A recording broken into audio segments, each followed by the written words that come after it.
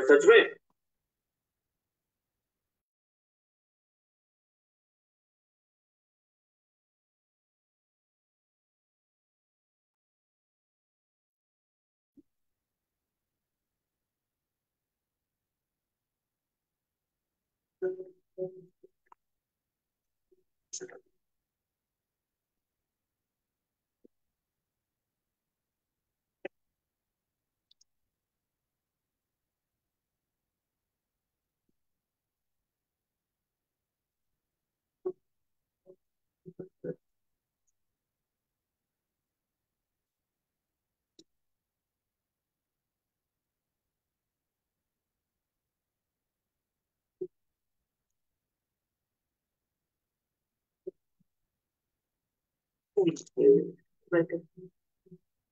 अब ये कौन सी चाय है? और चाइनीज है क्या?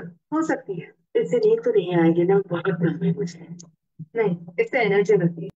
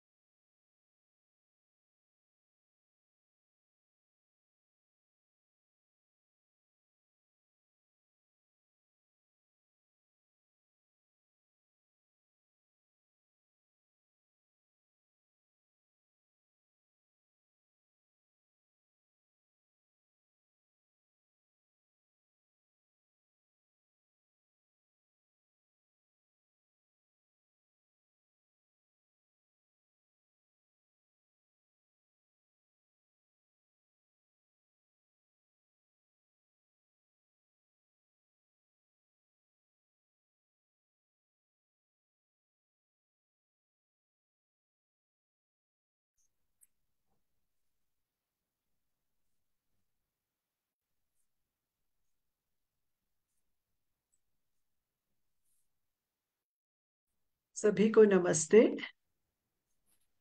नीनाजी नमस्ते सभी को। सब प्रकाश, उज़्बेकिस्तान से डॉक्टर सिरोजिद्दीन जी को थोड़ी तकनीकी समस्या हो रही है, इसीलिए जुड़ नहीं पा रहे हैं। तो मैं सोचती जी हूँ तब तक हम आरंभ करते हैं, क्योंकि 10 मिनट बीत गए हैं, समय पार कर चुके हैं। जी जी। सभी को नमस्ते। भारत से कार्यक्रम की अध्यक्षता कर रहे डॉक्टर विनोद प्रसून जी, विश्व हिंदी सचिवालय मॉरिशस की महासचिव डॉक्टर माधुरी रामधारी जी, विश्व हिंदी सचिवालय मॉरिशस के उप महासचिव डॉक्टर शुभंकर मिश्र जी, संयुक्त अरब अमीरात से क्षेत्रीय कार्यालय एवं उत्कृष्टता केंद्र केंद्रीय माध्यमिक शिक्षा बोर्ड दुबई संयुक्त अरब अमीरात में निदेशक डॉक्टर रामशंकर जी, संयुक्त राष्ट्र अमेरिका की हिंदी से प्यार है संस्था के संस्थापक श्री अनूप भार्गव जी, अमेरिका के Alfred E Zampella School Jersey city से द्विभाषी शिक्षिका नीना सरीन जी, उज्बेकिस्तान से जैसे ही जुड़ेंगे हम उन्हें आमंत्रित करेंगे। भारत के कालंदी महाविद्यालय से हिंदी शिक्षिका डॉक्टर आरती पाठक जी, कार्यक्रम में भाग लेने वाले प्रतिभागी छात्र छात्राएं, अमेरिका से अनुजा नेरे जी, उज्बेकिस्तान से मुखफुजा मुर्जा मुरादोबा जी तथा भारत से भाग लेने वाली छात्रा निक्की जी। फेसबुक से जुड़े सभी सम्माननीय दर्शकों का हार्दिक अभिनंदन। विश्व हिंदी सचिवालय शिक्षा, तृतीयक शिक्षा, विज्ञान और प्रौद्योगिकी मंत्रालय मॉरिशस एवं भारतीय उच्चायोग मॉरिशस के तत्वावधान में तथा Alfred E Zampella School Jersey City America, Tashkent राजकीय प्राच्य विद्या विश्वविद्यालय उज्बेकिस्तान, कालंदी महाविद्यालय भारत, क्षेत्रीय कार्यालय एवं उत्कृष्टता केंद्र केंद्रीय माध्यमिक शिक्षा board Dubai, intelligent mind trust, Bharat और हिंदी से प्यार है अमेरिका के समन्वित सहयोग से आयोजित हिंदी में अभिव्यक्ति भाग 21 में आप सबका स्वागत है। कार्यक्रम को आरंभ करते हैं स्वागत भाषण से। मैं विश्व हिंदी सचिवालय की महासचिव डॉक्टर माधुरी रामधारी जी को स्वागत भाषण के लिए आमंत्रित करता हूं। आपका स्वागत है। जी धन्यवाद। डॉक्टर विनोद प्रसून जी, कार्यक्रम के अध्यक्ष महोदय, धन्यवाद। अमेरिका, उज़्बेकिस्तान और भारत के वक्ता एवं प्रतिभागी गण, हिंदी जगत के हमारे सभी सभी आत्मीय जन और ऑनलाइन साथियों, आप सबको सादर सप्रेम नमस्ते। साल 2025 में हिंदी में अभिव्यक्ति कार्यक्रम की श्रृंखला को जारी रखते हुए हमें सुख और संतोष की अनुभूति हो रही है।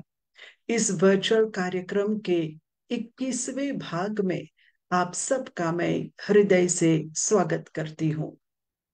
हिंदी के प्रति युवा पीढ़ी के प्रेम और आकर्षण को बढ़ाना, हिंदी में अपने विचारों को व्यक्त करने के लिए उन्हें उचित मंच प्रदान करना और बच्चों, किशोरों एवं युवाओं को हिंदी पढ़ाने वाले शिक्षकों को अपना अनुभव एक दूसरे से बांटने के अवसर प्रदान करना इस कार्यक्रम के महती उद्देश्य हैं।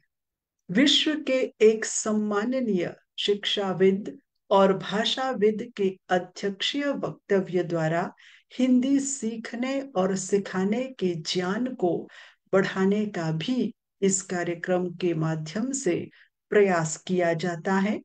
हिंदी में अभिव्यक्ति के 21वें संस्करण की अध्यक्षता भारत के दिल्ली पब्लिक स्कूल में हिंदी विभागाध्यक्ष डॉक्टर विनोद प्रसून जी कर रहे हैं।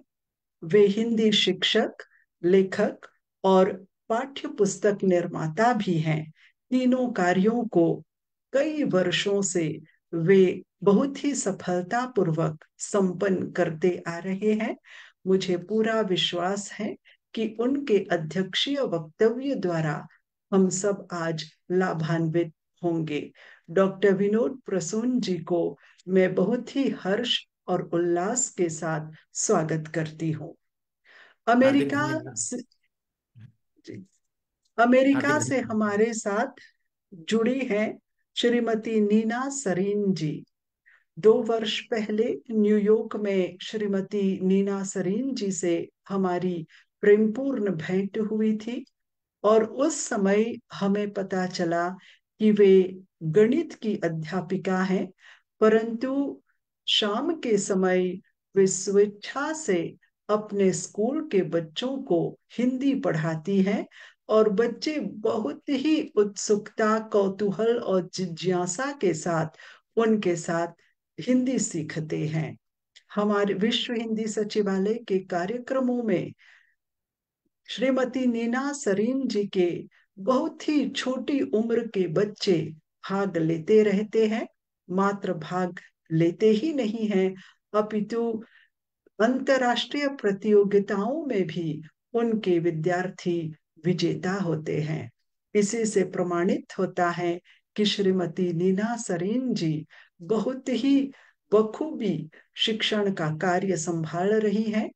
गणित की अध्यापिका होने के साथ साथ वे हिंदी की भी सफल अध्यापिका हैं। इस मंच पर मैं श्रीमती नीना सरीन जी का स्वागत करती हूँ। हमारे साथ अंततः जुड़ पाए हैं, मुझे लग हाँ, उज्बेकिस्तान से जुड़ पाए हैं प्रकाश जी। अच्छा, कुछ मैडम नहीं जुड़े समय अभी, मैडम में। नहीं जुड़े कोई। अच्छा, उज्बेकिस्तान से डॉक्टर सिरोजिद्दीन नूरमातोव जी काफी समय से प्रयास कर रहे हैं इस आभासी कार्यक्रम से जुड़ने के लिए, परंतु कुछ तकनीकी समस्या से अभी तक जुड़ नहीं पाए हैं। मैं आशा करती हूँ कि कुछ समय में वे और उनकी छात्रा मखफूजा मिर्जा मुरुदोवा दोनों ही जुड़ पाएंगे। डॉक्टर सिरोजुद्दीन नूरमातव जी विश्व हिंदी सचिवालय के विश्व हिंदी दिवस कार्यक्रम में अतिथि वक्ता के रूप में आ चुके हैं, और उनका वक्तव्य आज भी विश्व हिंदी सचिवालय के सभागार में और आईजीसीआईसी के सभागार में जो हम सब ने सुना था, वह हमें स्मरण है। मैं बहुत ही प्रसन्न हूँ कि इस कार्यक्रम में भाग लेने के लिए उन्होंने स्वीकृति दी, और बस यही आशा करती हूँ कि शीघ्र ही वे इस कार्यक्रम से जुड़ सकेंगे और हम उनका स्वागत करेंगे। भारत से जुड़ी हुई हैं श्रीमती आरती पाठक जी। उनकी खूबी यह है कि जब से उनको यह पता चला कि इस प्रकार का कार्यक्रम चल रहा है, तब से वे स्वयं मुझे संदेश भेजती रही हैं कि वे भी इस कार्यक्रम में सहभागिता करना चाहती हैं, और उनके विद्यार्थी भी इस मंच पर सहर्ष उपस्थित होना चाहते हैं। तो उनकी तत्परता को देखकर हमें हर्ष होता है, और मैं बहुत ही प्रसन्न मन से श्रीमती आरती पाठक जी का स्वागत करती हूँ। डॉक्टर विनोद प्रसून जी, अध्यक्ष महोदय जी को इस मंच पर लाने के लिए बहरीन से श्री राम तिवारी जी और श्रीमती तिवारी जी ने हमारा अमूल्य सहयोग किया।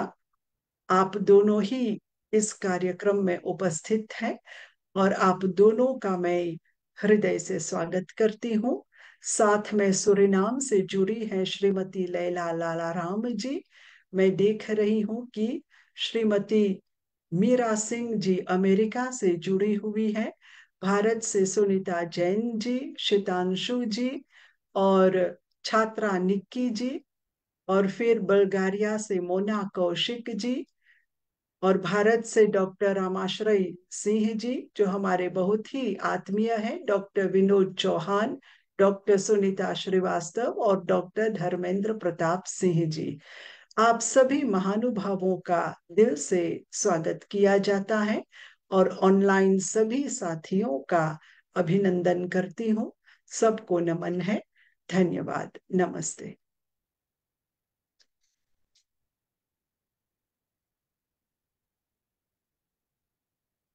प्रकाश, आप म्यूट हैं, अनम्यूट कर लें।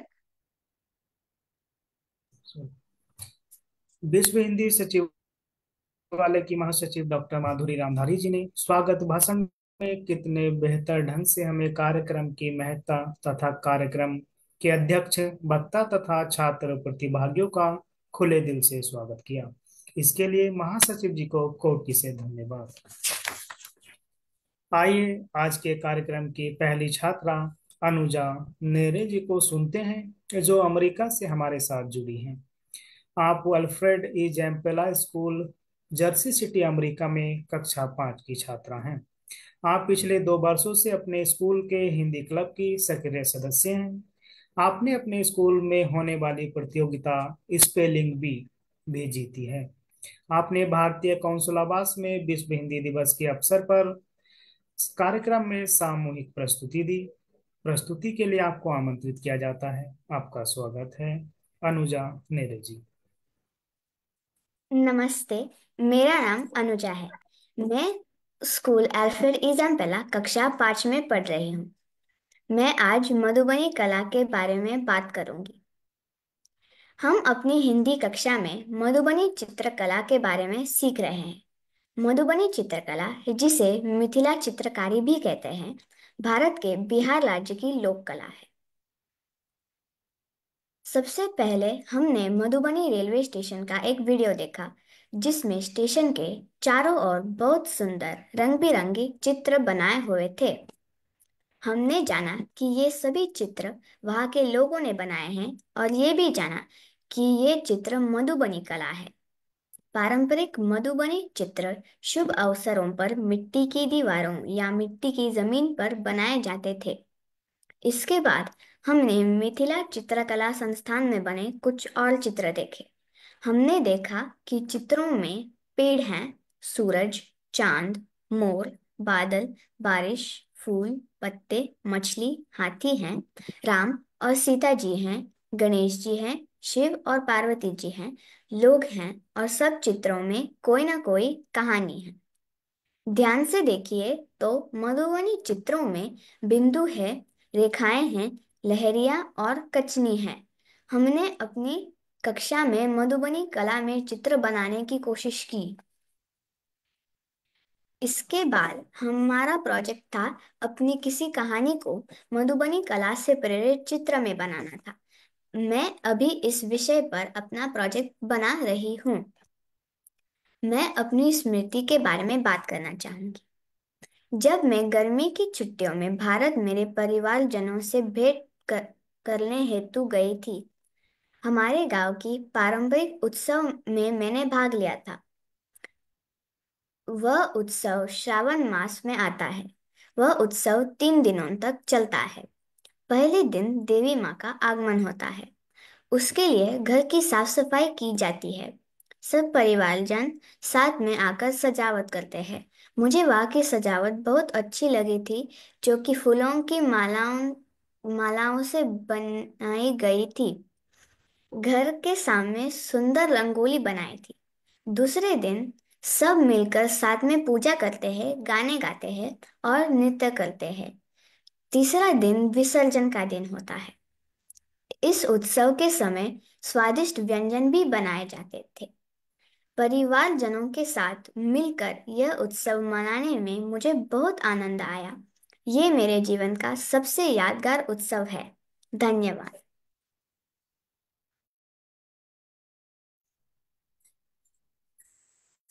आपने मधुबनी चित्रकला के बारे में हमें संक्षेप में बताया। आपकी हिंदी बहुत ही धारा प्रवाह है। अमेरिका से इस कार्यक्रम में भाग लेने के लिए अनुजा नेरे जी को बहुत बहुत धन्यवाद। अगली प्रस्तुति के लिए आमंत्रित हैं भारत से निक्की जी। आप कालिंदी महाविद्यालय भारत में बीए हिंदी ऑनर्स की द्वितीय वर्ष की छात्रा हैं। हिंदी आपकी मातृभाषा है तथा आपकी हिंदी में बहुत रुचि है। प्रस्तुति के लिए आपको आमंत्रित किया जाता है। आपका स्वागत है, निक्की जी। सभी को मेरा नमस्कार।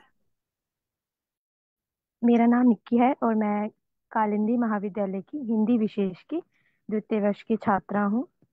यहाँ पे हिंदी भाषा के ऊपर बात हो रही है, तो मैंने जो है मतलब हिंदी के ऊपर मेरे क्या विचार हैं उसको प्रस्तुत करूंगी। और मैंने एक कविता लिखी हुई है, मेरी स्वरचित कविता है, जो मैंने हिंदी दिवस के ऊपर लिखा था। तो आज मुझे दोबारा मौका मिला है उस कविता को आप सभी के सामने बोलने का, सुनाने का, तो मैं उस कविता को बोलूंगी। सबसे पहले मैं मेरे विचारों से शुरू करती हूँ कि जब मैंने 12वीं कक्षा पास करने के बाद, स्कूल कंप्लीट करने के बाद, जब मैंने कॉलेज में एडमिशन लिया था, तो मैंने हिंदी चूज की थी, हिंदी कोर्स लिया था। तो मेरे जो भी दोस्त थे और जो लोग थे मतलब आसपास रहने वाले, उन्होंने मुझसे पूछा कि तुमने जो है क्या चूज किया है ग्रेजुएशन में। तो मैंने बताया कि मैंने हिंदी चूज किया है। तो उन्होंने बोला कि हिंदी, हाँ ठीक है, अच्छी बात है। और मेरे कुछ दोस्त जिनको अच्छे उनके पसंद के कोर्स मिले, मुझे भी मेरे पसंद का कोर्स मिला, तो उन्होंने बोला कि चल हिंदी तो ठीक है। उनके उनके अनुसार हिंदी उनके लिए था कि जिनको कम पढ़ना होता है, जिनको ज्यादा मेहनत नहीं करनी होती है, हिंदी तो ऐसे चुटकी बजाते हो जाती है, हिंदी में ज्यादा पढ़ना नहीं पड़ता, बिना पढ़े हो जाता है। तो मैं बस इतना मतलब बस मैं यही फिर मेरा है कि कहना है कि नहीं, ऐसा नहीं होता है। हिंदी इतनी आसान नहीं होती है, बिना पढ़े नहीं होता है। हिंदी बिल्कुल उस पेड़ की मैं मानती हूँ कि हिंदी वो पेड़ है जो हम 12वीं कक्षा तक पढ़ते आते हैं, कि जो पेड़ की शाखाएं होती है ना, जो फल होते हैं उसमें पत्तियां होती है, टहनियां होती हैं, वो 12वीं कक्षा तक की हिंदी है। और जब हम ग्रेजुएशन में उस हिंदी को पढ़ते हैं, तो जो घना पेड़ होता है और उसकी जो जड़ें होती हैं जो अंदर तक फैली होती हैं, जिसका कोई अंत नहीं होता है, वो हिंदी होती है। मैंने इतना समझा है, जाना है, द्वितीय वर्ष तक मैं पहुंची हूँ पढ़ करके। तो मैं बस इतना ही बताना चाहूंगी। और आगे मैंने एक कविता, अपनी स्वरचित कविता भी लिखी है, मतलब 15 अगस्त में लिखी थी, मुझे मौका मिला है, मैं दोबारा सुनाना चाहूंगी आप सभी को। इसका शीर्षक मैंने लिखा है, हिंदी क्या है। ये हिंदी क्या शीर्षक मैंने इसलिए लिखा है क्योंकि मुझसे सब बोलते थे ना कि हिंदी क्या है, कुछ नहीं है, इजी है, पढ़ लेते हैं, इंग्लिश बोलना सीखो, इंग्लिश जरूरी है। तो मैं बोलना चाहूंगी इस कविता के माध्यम से सबको। मैं शुरू करती हूँ मेरी कविता। हिंदी क्या है। हिंदी संस्कृत की बेटी है, उर्दू की बहन है, हिंदी भारत की शान है, हिंदी ने ही तो किया भारतीयों का ऊंचा नाम है। भारत में सबसे अधिक बोले जाने वाली भाषा है हिंदी। हरियाणा में हरियाणवी, राजस्थान में राजस्थानी नाम से जानी जाती है हिंदी। छत्तीसगढ़ में छत्तीसगढ़ी कहलाती है। वहीं एमपी और यूपी में सुने तो बुंदेली के नाम से जानी जाती है। थोड़ी देसी थोड़ी विदेशी शब्दों से हमारी पहचान कराती है। तभी तो हिंदी बहुत सुंदर कहलाती है। तभी तो हिंदी बहुत सुंदर कहलाती है। भारत के हर कोने में इसकी है भिन्न भिन्न पहचान। भारत के हर कोने में इसकी है भिन्न भिन्न पहचान। कहीं अवधी तो कहीं ब्रज तो कहीं मैथिली, हिंदी के हैं अनेकों नाम। इसीलिए तो हिंदी है हमारी शान। तभी तो हिंदी है हमारी शान। फिर भी हम क्यों करते इसका अपमान। फिर भी हम क्यों करते इसका अपमान। अंग्रेजी बोलने पर होता सबको अभिमान, पर हिंदी बोलो तो क्यों नहीं मिलता सम्मान। अंग्रेजी में करो साइन तो पढ़े लिखे माने जाते हैं, वहीं हिंदी में करे दस्तखत तो अनपढ़ कह दिए जाते हैं। ऐसे ऐसे विचार रखने वाले स्वयं को ज्ञानी बताते हैं, फिर भी ये नहीं समझ पाते हैं कि दस्तखत हिंदी में हो या अंग्रेजी में, दस्तखत तो दस्तखत ही कहलाते हैं। फिर क्यों करना दूसरी भाषा के लिए अपनी भाषा का अपमान। रखो थोड़ा हिंदी का भी सम्मान और करो अपनी भाषा पर अभिमान, क्योंकि हिंदी करती सबका सम्मान। क्योंकि हिंदी करती सबका सम्मान। हिंदी की पहचान हम तब कर पाएंगे जब उसमें दिए शब्दों शब्दों के खजाने को खोज पाएंगे। मैं ये नहीं कहती कि अंग्रेजी को हटाओ, पर अपनी भाषा को भी तो ना भुलाओ, क्योंकि जन जन की भाषा है हिंदी, भारत की आशा है हिंदी। जन जन की भाषा है हिंदी, भारत की आशा है हिंदी। जिसने इस पूरे देश को जोड़े रखा है वह मजबूत धागा है हिंदी। धन्यवाद। सुंदर प्रस्तुति बेटा, सुंदर। बहुत ही सुंदर। आपकी हिंदी भाषा में इतनी रुचि रही कि आपने स्नातक के लिए हिंदी विषय का चयन किया। आपने कविता के माध्यम से अभी हमें अपनी प्रस्तुति दी। भारत से निक्की जी ने सभी से हिंदी में अपनी बात रखी और इतने सुंदर ढंग से अपनी प्रस्तुति दी, इसके लिए उन्हें हार्दिक धन्यवाद। उज्बेकिस्तान से भी हमारे साथ नहीं जुड़े हैं, तो हम कार्यक्रम को आगे बढ़ाते हैं। कार्यक्रम को आगे बढ़ाते हुए वक्तव्य के लिए हम नीना सरीन जी को आमंत्रित करते हैं, जो अमेरिका से हमारे साथ जुड़ी हैं। आप अल्फ्रेड ई जेम्पला स्कूल, जर्सी सिटी, अमेरिका में द्विभाषीय शिक्षिका के रूप में कार्यरत हैं। आपने 2019 में जर्सी सिटी पब्लिक लाइब्रेरी के साथ मिलकर प्राथमिक और माध्यमिक स्कूल के विद्यार्थियों के लिए हिंदी सीखने के कार्यक्रम की योजना बनाई और उसे आरंभ किया। आपने पब्लिक स्कूल के विद्यार्थियों के लिए हिंदी सिखाने का आफ्टर स्कूल क्लब भी शुरू किया है। आपको कई सम्मानों से सम्मानित किया जा चुका है। वक्तव्य के लिए आपको आमंत्रित किया जाता है। आपका स्वागत है, नीना सरीन जी। सभी को नमस्कार। बच्चों को हिंदी पढ़ाने के अपने एक छोटे से प्रयास को आप सभी के साथ साझा करने और आप सभी से सीखने के इस अवसर के लिए मैं विश्व हिंदी सचिवालय से डॉक्टर माधुरी रामधारी जी और संबंधित सभी का बहुत धन्यवाद करती हूँ। जैसे कि अभी बताया गया है कि मैं अल्फ्रेड ई जम्पाला स्कूल में गणित की अध्यापिका हूँ। 2019 में मैंने अपने स्कूल के बच्चों के लिए हिंदी सीखने का एक आफ्टर स्कूल क्लब आओ हिंदी सीखें लेट्स लर्न हिंदी शुरू किया। उसके साथ उसी साल मैंने अपने ही शहर की एक लोकल लाइब्रेरी में बच्चों के हिंदी सीखने के लिए एक शनिवार को जो हमारा चलता है कम्युनिटी हिंदी लर्निंग सेंटर, वो शुरू किया। मेरे स्कूल का कार्यक्रम हर साल नया सत्र शुरू होने के कुछ सप्ताह बाद यानी अक्टूबर से मई तक चलता है। इस कार्यक्रम में ज़्यादातर तीसरी से पांचवी कक्षा के और कभी-कभी छठी कक्षा के विद्यार्थियों को मैं शामिल करती हूँ। हमारी हिंदी की कक्षा हर शुक्रवार स्कूल समाप्त होने के करीब 1.5 घंटे के लिए होती है। इस साल मेरे पास 18 विद्यार्थी हैं, जिनमें से 2 विद्यार्थी गैर भारतीय पृष्ठभूमि से हैं। मेरे पास बच्चे सामान्यतः 2 साल के लिए आते हैं और हिंदी सीखते हैं। उनमें से कुछ बच्चे जो आते हैं वो पहले से थोड़ी बहुत हिंदी समझते हैं या कुछ शब्द बोल सकते हैं, लेकिन लिखना और पढ़ना वो हम हमारे साथ स्कूल में ही शुरू करते हैं। सभी विद्यार्थियों का हिंदी में बोलने, सुनने, पढ़ने और लिखने का स्तर ऑलमोस्ट थोड़ा बहुत ही फर्क से होता है, लेकिन सभी शुरुआती और नौवीं श्रेणी में ही आते हैं। मेरे पाठ्यक्रम की शुरुआत हम स्वर और व्यंजन सिखाने से करते हैं। मैं हिंदी और अंग्रेजी दोनों भाषाओं का उपयोग करके पढ़ाती हूँ। मेरी कक्षा में मैं भाषा के 4 क्षेत्र लिखना, सुनना, पढ़ना और बोलना सभी को ध्यान में रखते हुए पाठ तैयार करती हूँ। आज हम हिंदी में अभिव्यक्ति की बात करते हैं। जैसे कहते हैं कि नो इनपुट नो आउटपुट। जब तक हम किसी विषय में रुचि नहीं लेते, उससे जुड़ते नहीं हैं, तब तक होने उसको हम अच्छी तरीके से नहीं सीख सकते हैं। सबसे पहले मैं शुरुआत करती हूँ बच्चों को अभिवादन करने से और अपना परिचय देना सिखाने से। इसके बाद हम हिंदी में गिनती सीखते हैं। 1 2 3 जैसे अंकों के साथ साथ बच्चे संबंधित शब्दावली भी सीखते हैं, जैसे 1 पतंग, 2 सेब। ऐसे करते करते मैं उनको साथ में ही शब्दावली सिखानी शुरू करती हूँ और साथ साथ में मैं बहुत सारी दृश्य सामग्री विजुअल्स का इस्तेमाल करती हूँ, ताकि वो they can make connections, they can feel that they are learning what they know. इसके बाद जो सीखा है उसको कैसे बताना है, जैसे कुछ उदाहरण हैं। बच्चे घड़ी देखकर हिंदी में समय बताते हैं और अपना फोन नंबर बताने के लिए हिंदी के अंकों का उपयोग करते हैं, या वो मुझे अपना फोन नंबर बताएंगे हिंदी के अंकों में, और मैं उनसे पूछूंगी आगे के अपने सहपाठियों को बताएं कि वो अंग्रेजी में अंकों का इस्तेमाल करें, और सहपाठी मुझे बताएंगे कि उन्होंने कौन से अंकों का इस्तेमाल किया हिंदी में, और मैं उनको बोलती हूँ कि हाँ, मैं इस समय सिर्फ हिंदी ही समझ सकती हूँ, आप मुझे हिंदी में ही कैसे बताएंगे, वो आप कोशिश करके देखिए। मैं बच्चों को हमेशा वास्तविक जीवन के संदर्भ में भाषा, शब्दावली और आम बोलचाल के वाक्य सिखाने की कोशिश करती हूँ।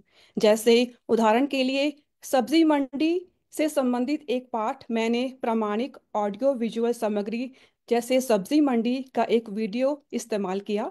बच्चों ने सब्जी मंडी का वीडियो दृश्य देखा, सब्जियां, फल और वहां हो रही बातचीत देखी और सुनी।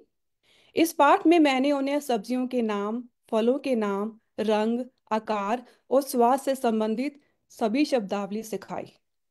मैं बच्चों को कुछ शब्द देकर उसके वाक्य बनाने के लिए कहती हूँ। जितने शब्द वो हिंदी में जानते हैं उनका उपयोग कर सकते हैं, बाकी के शब्द वो अंग्रेजी में इस्तेमाल कर सकते हैं। जैसे मेरा फेवरेट फल सेब है, आई एट टू सेब। बच्चे वाक्य बनाना इसी तरह से शुरू करते हैं, क्योंकि मेरा उद्देश्य बच्चों को हिंदी में बात करने के लिए प्रोत्साहित करना है। जब बच्चे बोलते हैं तो मैं उनकी गलती बिल्कुल नहीं निकालती, मैं उनको बहुत ध्यान से सुनती हूँ और बाद में सही वाक्य कैसे बनाना चाहिए यह मैं उनको बताती हूँ। गणित की अध्यापिका हूँ तो गणित को तो मैं अपनी हिंदी के फील्ड में लेके आती ही हूँ। मैं बच्चों से कहती हूँ कि मुझसे या अपने सहपाठियों से गणित के सवाल पूछें, लेकिन जो अंक हैं गणित में वो आप मुझे हिंदी के अंकों में बताएंगे। और यहाँ जो हमने नई शब्दावली सीखी होती है उसमें से कम 3 या 5 शब्द उसमें से जोड़कर ही आप गणित के सवाल बनाकर मुझसे पूछेंगे। ये वाली जो गतिविधि है वो बच्चे बहुत ही पसंद करते हैं और उसमें बहुत जोर शोर से भाग लेते हैं। और इसके अलावा मुझे 2 बार YHS अनवायु फुलब्राइट हेज GPA पाठ्यक्रम विकास योजना में भाग लेने का अद्वितीय अवसर मिला। इस कार्यक्रम के अंतर्गत भारत में अध्ययन यात्रा के दौरान हमारे दल ने हिंदी भाषा सिखाने के लिए प्रामाणिक ऑडियो विजुअल सामग्री और पुस्तकें एकत्रित की। इन सामग्रियों के माध्यम से छात्रों को हिंदी भाषा इस प्रकार सीखने का अवसर मिलता है कि वो जो भी सीखते हैं उससे वो जुड़ सकते हैं और उनका भारतीय संस्कृति से ज्ञान भी स्थायी हो सकता है। इसी अनुभव के आधार पर मैंने कुछ पाठ तैयार किए हैं, जैसे नैनीताल के सुपर हीरो मधुबनी चित्रकला, जिसके बारे में अभी अभी आपको मेरी शिष्या अनुजा ने बताया है। इस पाठ जैसे मधुबनी चित्रकला के कुछ उद्देश्य इस प्रकार हैं कि मधुबनी चित्रकला में चित्रित कहानी को बच्चे समझें और उससे अपने शब्दों में व्यक्त करने की कोशिश करें।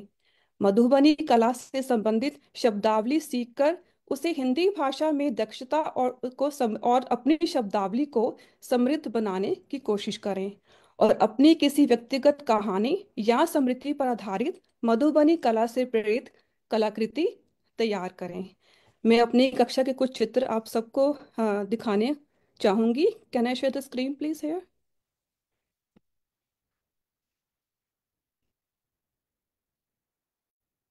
क्या मैं स्क्रीन शेयर कर सकती हूँ? जी जी, मैम, आप कर सकती हैं। 1 सेकेंड, 1 सेकेंड।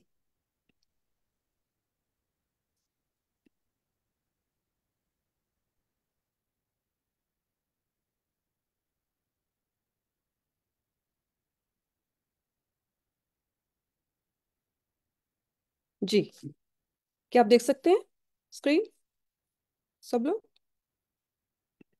जी जी जी हाँ। जी। जी जी। ये मेरी कक्षा में ली गई एक तस्वीर है, बच्चे हिंदी लिखने का अभ्यास कर रहे हैं। ये हम सब बैठ के जब विजुअल्स वीडियोस बैठ के देख रहे होते हैं, मधुबनी कला के ऊपर का वीडियो है ये। ऐसा ही कुछ बच्चों को होमवर्क या असाइनमेंट्स मैं देती हूँ। ये फोटो जलंधर से सब्जी की दुकान से मैंने ही ली थी शायद। ये पिछले वर्ष हमने विश्व हिंदी दिवस के लिए जो वीडियो भेजा था उसी में से लिया गया एक चित्र है। मेरी कक्षा के बच्चे एक प्रस्तुति देते हुए भारतीय कौशल आवास में मधुबनी चित्रकला में जो मैंने प्रामाणिक सामग्री इस्तेमाल की थी ये है। बच्चों ने इसको बनाने की क्लास में कोशिश की और इसके बारे में अपने शब्दों में बताया। ये हमारा प्रोजेक्ट है।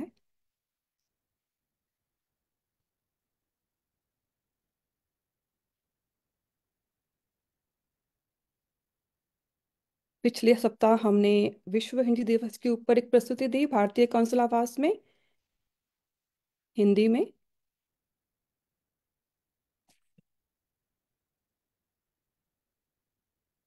जी।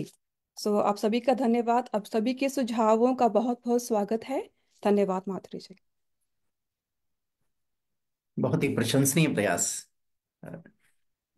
इस सूचनापरक वक्तव्य के लिए अमेरिका से नीना सरीन जी को बहुत बहुत धन्यवाद। अभी अभी हमारे साथ उज्बेकिस्तान से जुड़ी हैं मकफूजा जी। हम अगली प्रस्तुति मकफूजा मिर्जा मुरादोबा द्वारा कराते हैं, जो उज्बेकिस्तान से हमारे साथ जुड़ी हैं। आप ताशकंद राजकीय प्राच्य विश्वविद्यालय उज्बेकिस्तान में एमए की छात्रा हैं।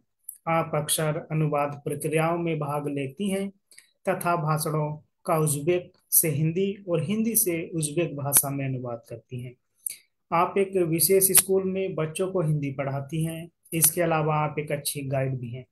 आपका स्वागत है मकफूजा मिर्जा मुरादोबा जी।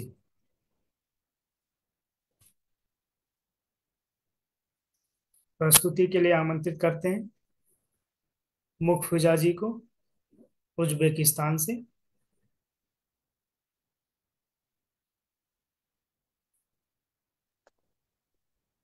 नमस्ते।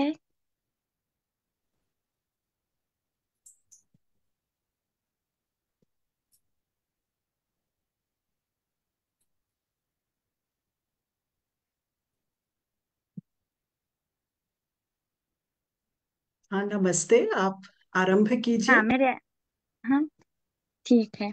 आरंभ कीजिए। हम्म, नमस्ते, मेरा नाम महफूजा है। मैं उज़्बेकिस्तान से हूँ। मैं बहादुर शास्त्री नाम के एक हिंदी स्कूल में काम करती हूँ। मुझे बच्चों को हिंदी पढ़ाना बहुत अच्छा लगता है। मुझे अपना काम बहुत पसंद है क्योंकि हिंदी मेरी सबसे पसंदीदा भाषा है। विश्वविद्यालय और स्कूल का माहौल बहुत अलग होता है।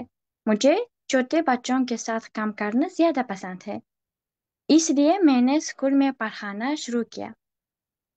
हिंदी पढ़ने में मेरी रुचि विश्वविद्यालय अध्ययन के दौरान जागृत हुई। विश्वविद्यालय में हिंदी में कई उच्च योग्य और अनुभवी प्रोफेसर हैं। मैं भी उनकी तरह स्कूल में अपने विद्यार्थियों अपने छात्र और छात्रों और छात्राओं को अच्छी तरह हिंदी पढ़ाना चाहती हूँ। उनको भी हिंदी सीखने में काफ़ी रुचि है। मेरे कुछ छात्र अच्छी हिंदी बोल सकते हैं।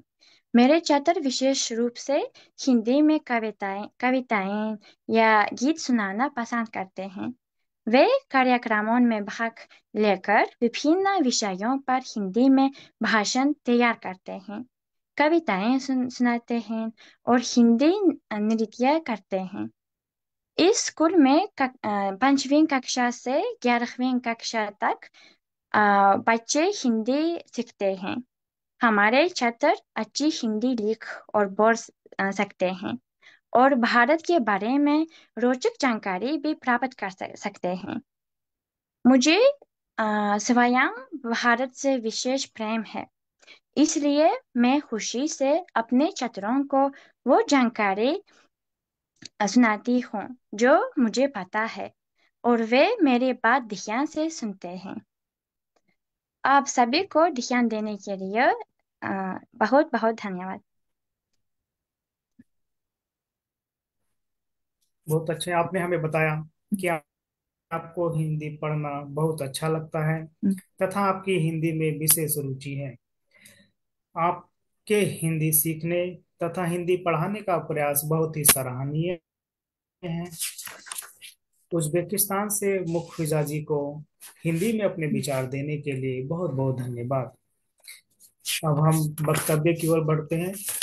अगले वक्तव्य के लिए हम सिरोजुद्दीन नूरमतोबा जी को आमंत्रित करते हैं, जो उज्बेकिस्तान से हमारे साथ जुड़े हैं। आप ताशकंद राजकीय प्राच्य विश्वविद्यालय उज्बेकिस्तान में दक्षिणी और दक्षिण पूर्वी एशियाई भाषा विभाग में एसोसिएट प्रोफेसर के रूप में अपनी सेवाएं दे रही हैं।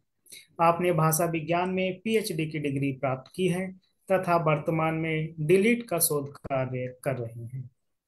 आपके शोध कार्य के विषय से संबंधित 80 से अधिक शोध आलेख प्रकाशित हो चुके हैं आपको सोनभाऊ बसवंत कला एवं वाणिज्य महाविद्यालय मुंबई द्वारा साहित्य गौरव सम्मान तथा भारतीय सांस्कृतिक संबंध परिषद द्वारा विशिष्ट पूर्व छात्र सम्मान 2017 से सम्मानित किया गया है। वक्तव्य के लिए आपको आमंत्रित किया जाता है। आपका स्वागत है। सर्वप्रथम नमस्ते। आदरणीय विश्व हिंदी सचिवालय की महासचिव डॉक्टर मथुरी रामधारी जी, विश्व हिंदी सचिवालय के उप महासचिव डॉक्टर शुभंकर मिश्रा जी, देश विदेश से जुड़े हुए वरिष्ठ विद्वानों, मान्यवर हिंदी प्रेमियों, छात्र छात्राओं, ये सुस्पष्ट है कि प्रतिवर्ष 10 जनवरी विश्व भर में बड़ी धूमधाम से मनाया जाता है। प्रति वर्षों की तरह पूरी दुनिया में इस वर्ष में भी 10 जनवरी को विश्व हिंदी दिवस मनाया गया है और मनाया जा रहा है। हाल ही में हमने भी बड़ी धूमधाम से अपने विश्वविद्यालय में इस त्योहार को मनाया था। मुझे दिए गए अवसर से लाभ उठाते हुए मैं सर्वप्रथम अपने ओर से और उज्बेकिस्तान में सक्रिय रूप में कार्यरत प्रति हिंदी प्रेमियों की ओर से विश्व हिंदी दिवस पर हार्दिक बधाइयां और असीम शुभकामनाएं देता हूं। वैसे ही मैं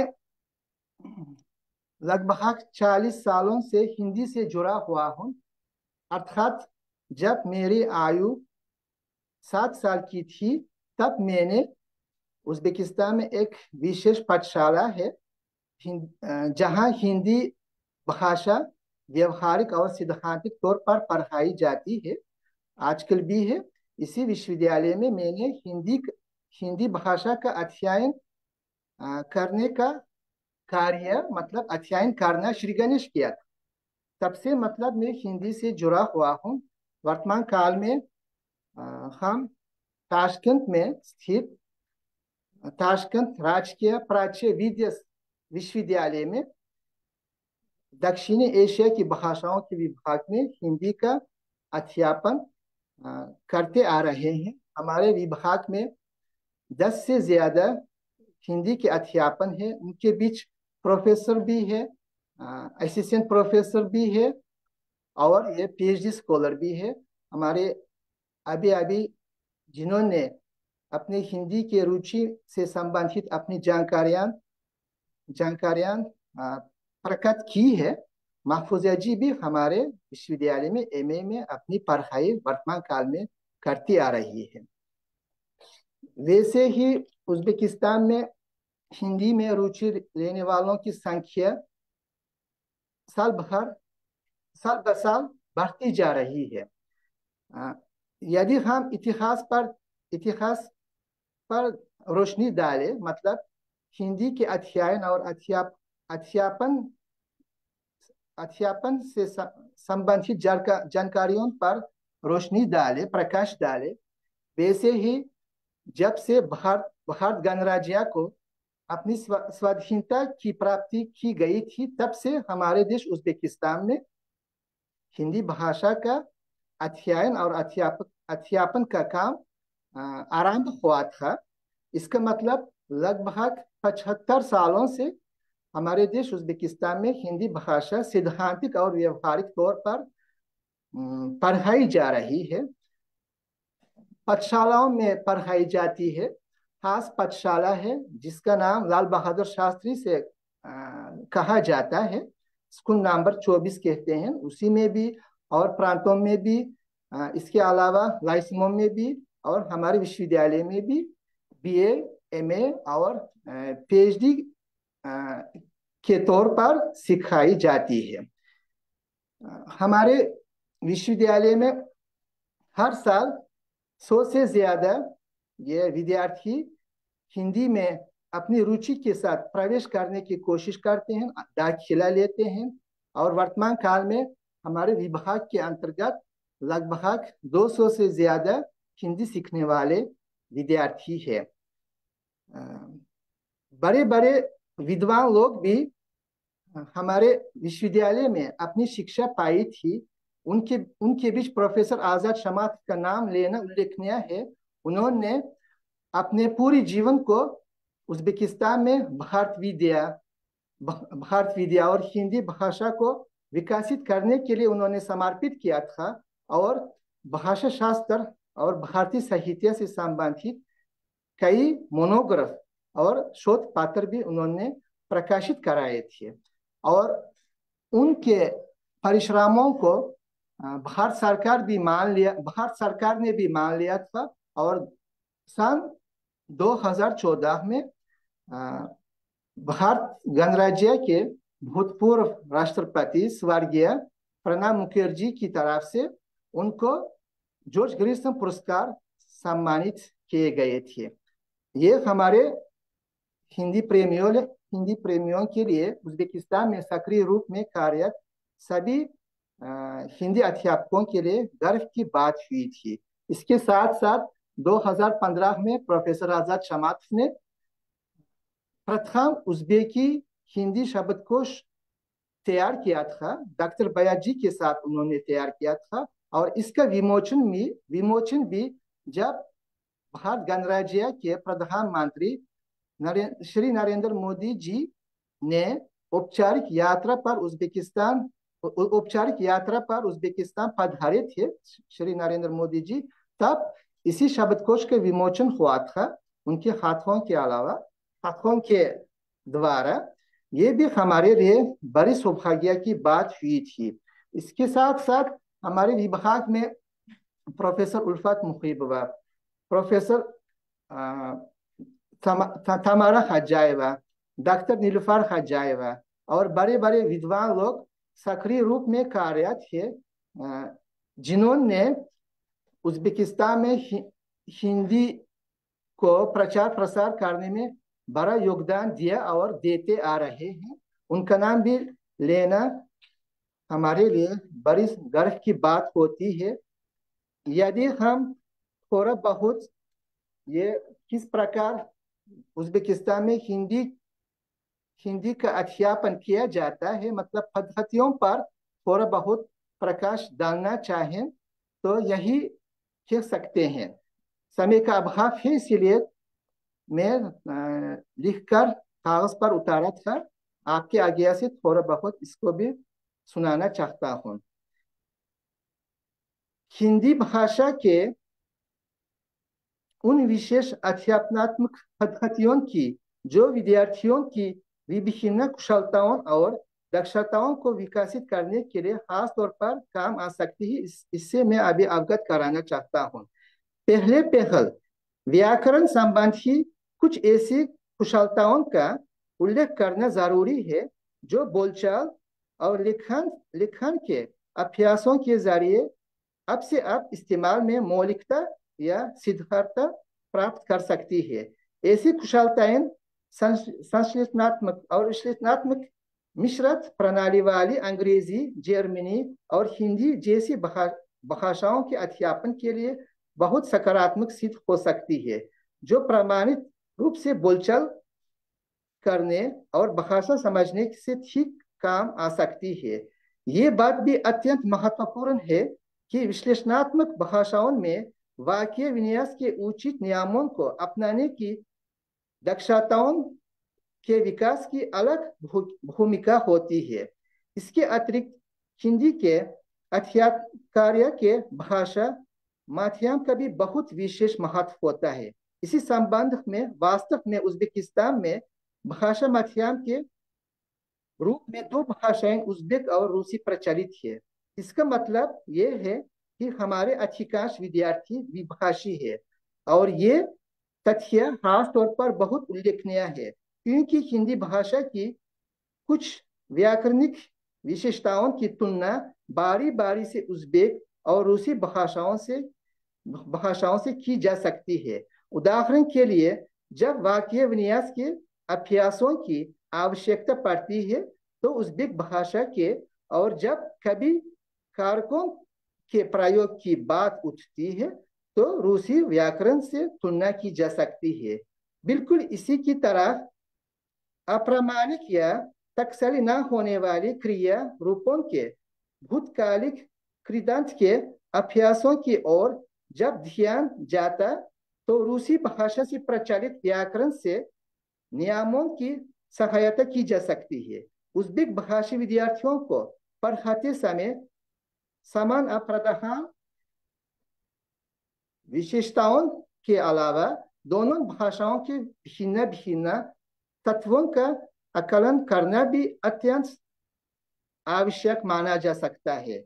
यहाँ पहल हिंदी भाषा की संरचना में तत्सम शब्दावली और शब्द रचना की दृष्टि से रखना जरूरी है, जिनके नियमों के अनुसार अध्यापकों को पद रचना और शब्द रचना की मुख्य पद्धतियों को जानने और प्रयोग में लाने की आवश्यकता है, जो तत्सम शब्दों और रूपों के सांचे बनाने के लिए आधार का काम दे सकते हैं। साथ ही अध्यापकों को हिंदी के शब्द समूहों के विकास की मौलिक प्रवृत्तियों से परिचित होकर उनको विद्यार्थियों की चेतना तक पहुंचाने के सक्षम होना चाहिए।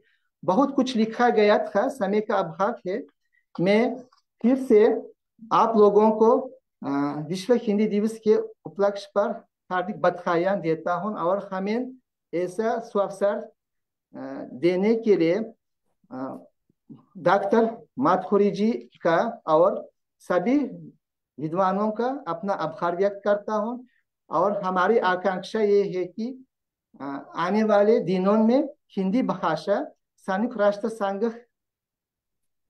की ओर से ये आधिकारिक भाषा के रूप में शामिल होगी और इसके लिए भारत सरकार की ओर से और मॉरिशस सरकार की ओर से किए जा रहे अथक प्रयासों के साथ साथ उज़्बेकिस्तान में सक्रिय रूप में कार्यरत प्रति हिंदी प्रेमी लोग भी अपने योगदान अवश्य देते रहेंगे।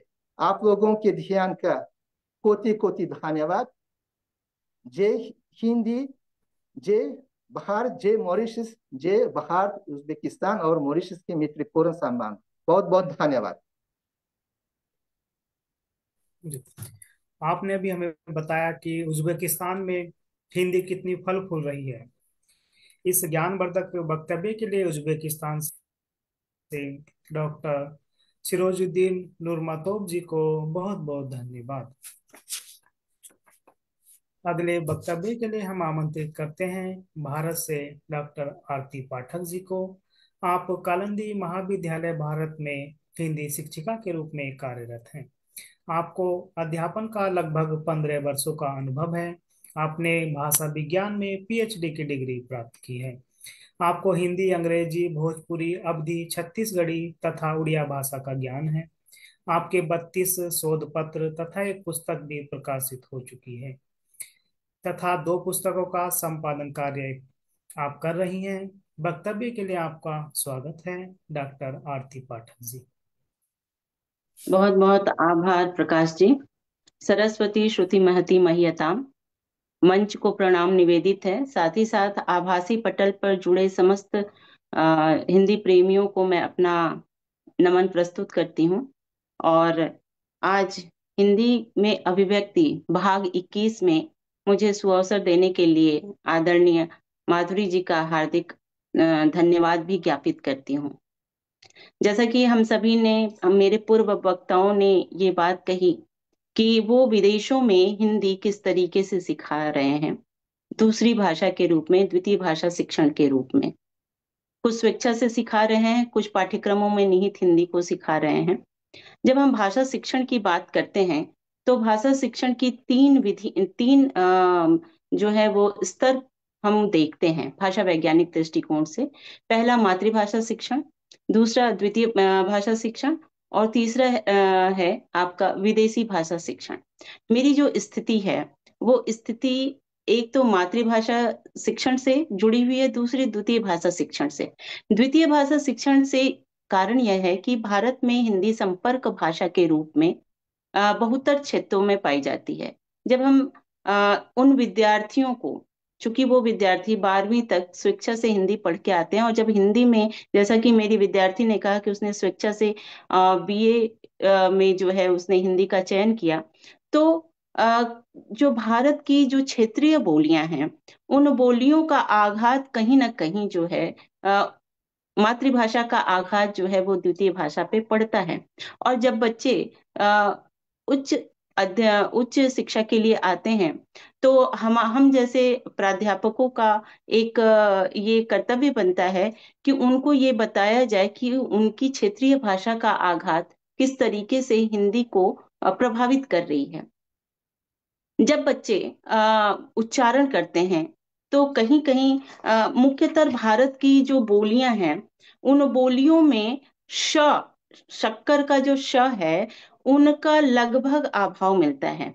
जब वो आते हैं तो शंकर को संकर इस तरीके का उच्चारण करते हैं। तो हम जब उनके पाठ्यक्रमों को जब पढ़ाते हैं तो उनको दिशा निर्देशित करते हैं कि इस तरीके का प्रयोग जो है वो क्षेत्रीय भाषा का आघात हो रहा है, तो आप स न बोल के, संकर न बोल के शंकर का उच्चारण कीजिए, जो शुद्ध उच्चारण है। एक तो ये मुख्य रूप से ध्यान दिया जाता है। दूसरा, एक जो मैं अपनी कक्षा में उसको बहुतायत मात्रा में प्रयोग करती हूँ, वो है व्यतिरेकीय विश्लेषण। व्यतिरेकीय विश्लेषण, चूंकि भारत की लगभग बोलियों में कुछ समानताएं होती हैं, उन समानताओं को बच्चों को बताते हुए जब वो वार्तालाप करते हैं कोई एक विषय को लेके, या फिर जब वो कोई उपन्यास पढ़ रहे होते हैं, कोई कहानी पढ़ रहे होते हैं, कोई कविता पढ़ रहे होते हैं, तो जब क्षेत्रीय भाषा आती है तो उन क्षेत्रीय भाषाओं का अर्थ बताते हुए हम एक व्यतिरेक की ये समानता है इन भाषाओं में। जैसे कि हम माने कि हिंदी की हिंदी की जो बोलियां हैं, अवधी, बघेली और छत्तीसगढ़ी, उनमें साम्य है, वैषम्य नहीं है। बहुत सारे शब्दों में साम्य दिखाई देता है। तो अगर इन तीनों भाषाओं का कोई शब्द उस समय उस पाठ्यक्रम के उपन्यास में या कहानी में आता है, तो हम ये प्रयास करते हैं कि बच्चों को ये बताएं कि ये जो है ये साम्य है, और इसी का जो वैषम्य है, समानता को छोड़ते हुए जो विषमता उसमें आती है, बच्चों को कंट्रास्टिव एनालिसिस जो है, मैं मानती हूँ कि भाषा शिक्षण का सबसे अच्छा तरीका है।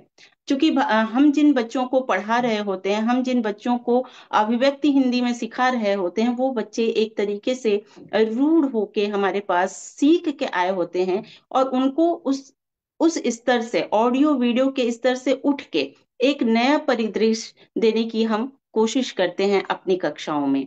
साथ ही साथ हिंदी भाषा में अपनी अभिव्यक्ति के लिए तमाम ऐसी संकल्पनाएं देते हैं कि आप इस विषय पे अपने विचार लिख के आइए। अगर कोई जैसे विश्व हिंदी दिवस है, मातृभाषा दिवस है, तो आप कुछ कविता, कुछ कहानियां लिख के आइए और उसका पठन कीजिए। जब वो पठन करते हैं तो उनकी जो ध्वनिगत कमियां होती हैं, उन ध्वनिगत कमियों को भी उच्चारण के माध्यम से सिखा के जो है सिखाने का प्रयास किया जाता है। इसको हम भाषा शिक्षण से के साँचा अभ्यास, पैटर्न ड्रिल जिसको कहा जाता है, उस हिसाब से भी जोड़ के हम, चूंकि पाठ्यक्रम हम अपने से कोई नियोजन नहीं करते, तो टीचर जो है, प्राध्यापक जो है, जो विषय निर्धारित है उन विषयों में हिंदी की अभिव्यक्ति कितने अच्छे, सहज और मानक तरीके से आप कर सकते हैं, उसका ध्यान रखते हुए हम लोग जो है अपने अपने ज्ञान के बल पर बच्चों को सिखाने का एक सरल प्रयास करते हैं। और सबसे अच्छा प्रयास जो है, मैं व्यतिरेक को इसलिए भी मानती हूँ क्योंकि चूंकि कुछ बच्चे अगर बंगाल से हैं, उनकी अपनी मातृभाषा अगर बंगाली है, कुछ बच्चे उड़ीसा से हैं, कुछ बच्चे महाराष्ट्र से हैं, तो बहुत सारी ध्वनियों का लोप जो है उनकी भाषाओं में होता है। दूसरा, क्षेत्रीयता के आधार पर, जैसे मैं एक उदाहरण यहाँ देना चाहूंगी कि जो भिंडी है, हिंदी में एक जो सब्जी है जिसका नाम भिंडी है, परंतु अगर उसको क्षेत्रीय छत्तीसगढ़ी में अगर बोला जाए तो वहां पे रमकेलिया बोला जाता है। जब बच्चा उच्च शिक्षा में आता है तो चूंकि कुछ व्यवस्थाएं भाषा की ऐसी होती हैं कि वो शायद नहीं समझ पाता, तो हिंदी तक क्षेत्र में रमकेलिया बोलने से बहुत सारे जो अन्य बोलियों के बच्चे हैं शायद वो न समझें, लेकिन अगर प्राध्यापक को पता है तो क्लास में रमकेलिया बोल के भिंडी और रमकेलिया को क्षेत्रीयता के हिसाब से बांट के ये भी बताया जाता है कि आने वाले समय में अगर बच्चा कोई हिंदी क्षेत्र का बच्चा, मान लीजिए राजस्थान का बच्चा अगर किसी कार्यवश छत्तीसगढ़ गया तो उसे रमकेलिया अगर शब्द का प्रयोग वहां मिले तो उसके अर्थ को वो समझ सके।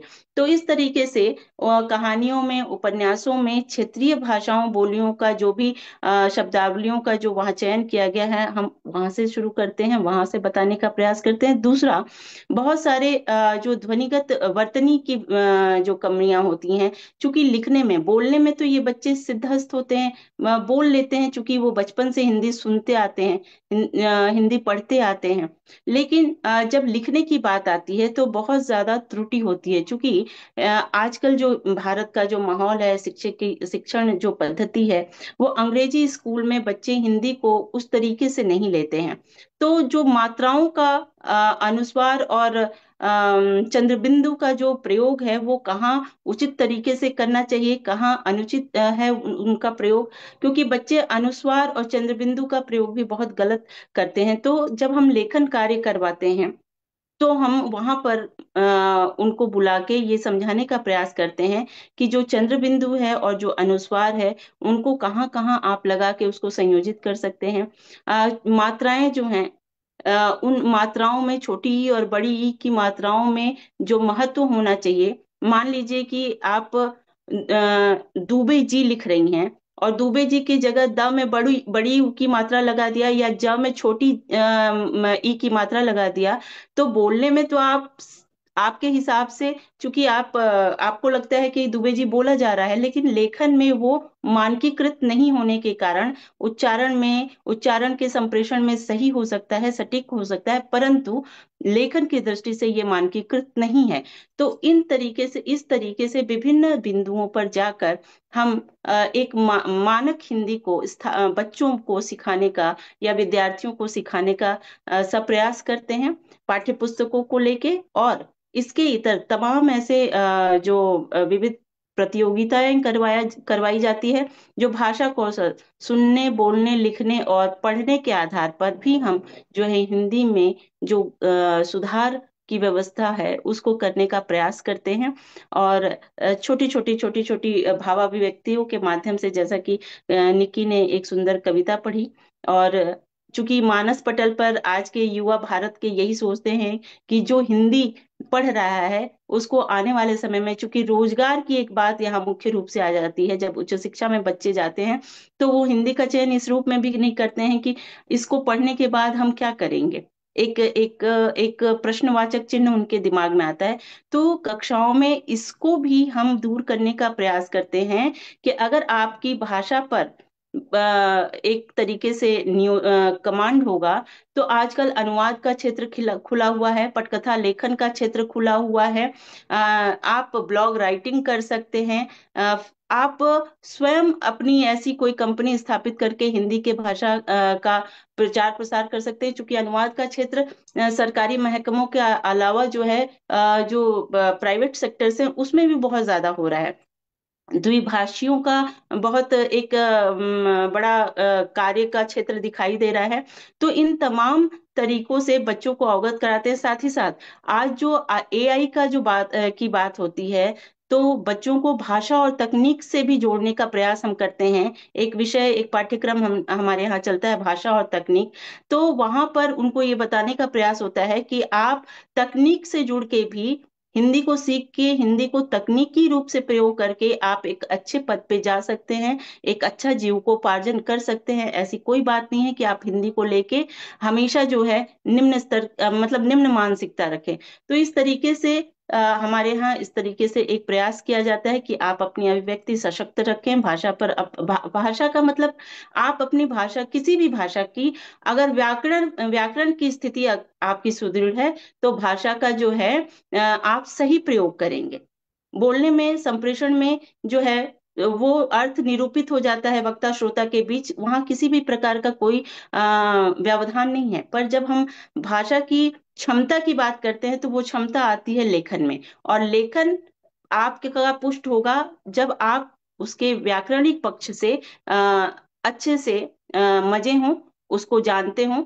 तो इस तरीके का एक प्रयास जो है हम अपने विद्यार्थियों के साथ करते रहते हैं। और इन्हीं शब्दों के साथ मैं बहुत बहुत आभार ज्ञापित करती हूँ आदरणीय माधुरी जी का, शुभंकर सर का, और तमाम पटल पर उपस्थित सभी प्रबुद्ध जनों का, आज के अध्यक्ष महोदय का। और इसी तरीके से इस कार्यक्रम को चलाते रहें, हिंदी की जो है शाखाएं फैलाते रहें। बहुत बहुत आभार, धन्यवाद। इस सुंदर वक्तव्य के लिए भारत से डॉक्टर आरती पाठक जी को हार्दिक धन्यवाद। अध्यक्षीय भाषण से पहले हम 5 मिनट का परिचर्चा सत्र करेंगे। परिचर्चा सत्र के लिए मैं विश्व हिंदी सचिवालय की महासचिव डॉक्टर माधुरी रामधारी जी को आमंत्रित करता हूं। धन्यवाद प्रकाश। इस कार्यक्रम में 3 छात्राओं ने भाग लिया। छात्राएं अपनी रुचि के विषय पर अपने विचार हिंदी में व्यक्त करते हैं। और आज हमने देखा कि पहली बार के लिए एक छात्रा ने मधुबनी चित्रकारी पर अपने विचार हमारे सम्मुख रखे। और युवाओं को कई लोग हिंदी सीखने के लिए हतोत्साहित करते हैं। ऐसे लोगों को एकदम सटीक उत्तर निकी जी ने प्रदान किया।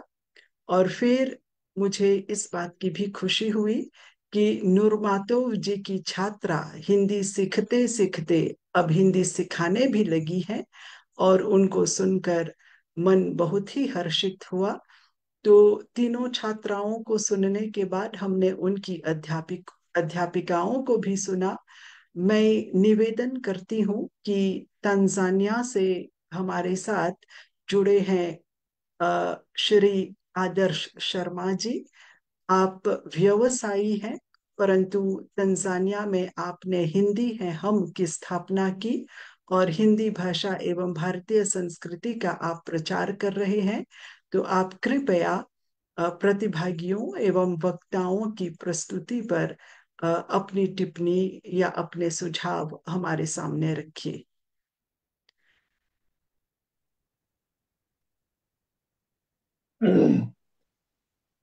आदरणीय डॉक्टर माधुरी जी, शुभांकर जी, प्रकाश वीर जी, आप सभी को मेरा प्रणाम है। और जितने भी हिंदी प्रेमी हैं, जो विद्वान जन इस पटल पर जुड़े हुए हैं, सभी को बहुत बहुत मेरा नमन है। और सभी के वक्तव्य सुन के मुझे बहुत बहुत प्रसन्नता हुई है। पहले थोड़ा सा मैं अपना परिचय दूं। मैडम ने दिया है जैसा परिचय कि मैं तंजानिया से मैं हूँ फिलहाल, लेकिन मैं आता तो हिंदुस्तान से ही हूँ। हम लोग सब हिंदुस्तान में पले बड़े हैं और करीबन 24 साल पहले मैं यहाँ आया। तो यहाँ आने के बाद में ये लगा कि अच्छी जगह है, और हम लोग विश्वास करते हैं वसुधैव कुटुंबकम में कि पूरी भूतरा ही हम लोगों की है। सभी हम लोग भाई बहन हैं, जहाँ भी हम जिस तरफ भी रहते हैं, सभी हम एक ही माता पिता की संतान है। तो यही सोचकर फिर मैं यहाँ पे रुक गया, और फिर हमने यहाँ पे हिंदी है हम पटल की स्थापना की। और आज के टाइम में अगर मेरी करीबन करीबन 40 देशों में हमारी ये संस्था फैली हुई है। ज़्यादातर हम प्रोग्राम ऑनलाइन करते हैं। अभी पीछे विश्व हिंदू दिवस पे हमने ऑनलाइन एक प्रोग्राम किया था, और जिसमें करीबन 15-16 देश के लोगों ने, करीबन 70 पार्टिसिपेंट्स थे और उन लोगों ने भाग लिया। ज़्यादातर इसमें कवि प्रेमी हैं जो कविता लिखते हैं, काव्य पाठ करते हैं, और किसी भी तरह का गीत गाते हैं। मतलब सवाल तो यह है कि हमें कैसे हम हिंदी का प्रयोग करते हैं वो हम ज़्यादा से ज़्यादा करें। तो ये तो रहा मेरा थोड़ा छोटा सा परिचय। और हिंदी है हमसे भी मैं आप लोगों को जोड़ने की प्रयास करूंगा कि आप लोग भी हमारे पटल पे आएं और हम लोग आपके पटल पे जाएं, जिससे कि हिंदी का आदान प्रदान हो सके और हम एक दूसरे को जान सकें। अभी मैंने सब विद्वानों को सुना, और सबसे पहले जब से मैं जुड़ा तो उस समय मैडम नीना सरीन जो अमेरिका से आती हैं, और उनके विद्यार्थियों के जो वक्तव्य थे, जो उन लोगों की रचना थी, बहुत दिल को छूने वाली थी। और अमेरिका में रहते हुए वो इतना, और वो अध्यापिका हैं गणित की और हिंदी पढ़ाती हैं, इतना अच्छा है, बहुत बहुत अतुलनीय है, विश्वसनीय है कि भी इस तरह से और अमेरिका में किस तरह से पॉसिबल हो सकता है। लेकिन वही बात है, देखिए कि जब हम प्रयास करते हैं तो उसके आगे कोई भी चीज असंभव नहीं रहती है। और वही सब यहाँ सब करने की कोशिश कर रहे हैं। जैसे एक बहन मकफूजा उज्बेकिस्तान से आती हैं, और उन्होंने कितना अच्छा वक्तव्य दिया है, और उन्होंने हिंदी के प्रोत्साहन के लिए कितना कार्य कर रहे हैं, उसके प्रचार और प्रयास के लिए। ये अतुलनीय है, ये बहुत अच्छा है। और मैं निवेदन करता हूँ कि इसी तरह से अपने हिंदी के प्रचार प्रयास में लगे रहें। फिर उसके बाद में डॉक्टर सिराजुद्दीन जी थे, वो भी उज्बेकिस्तान से थे।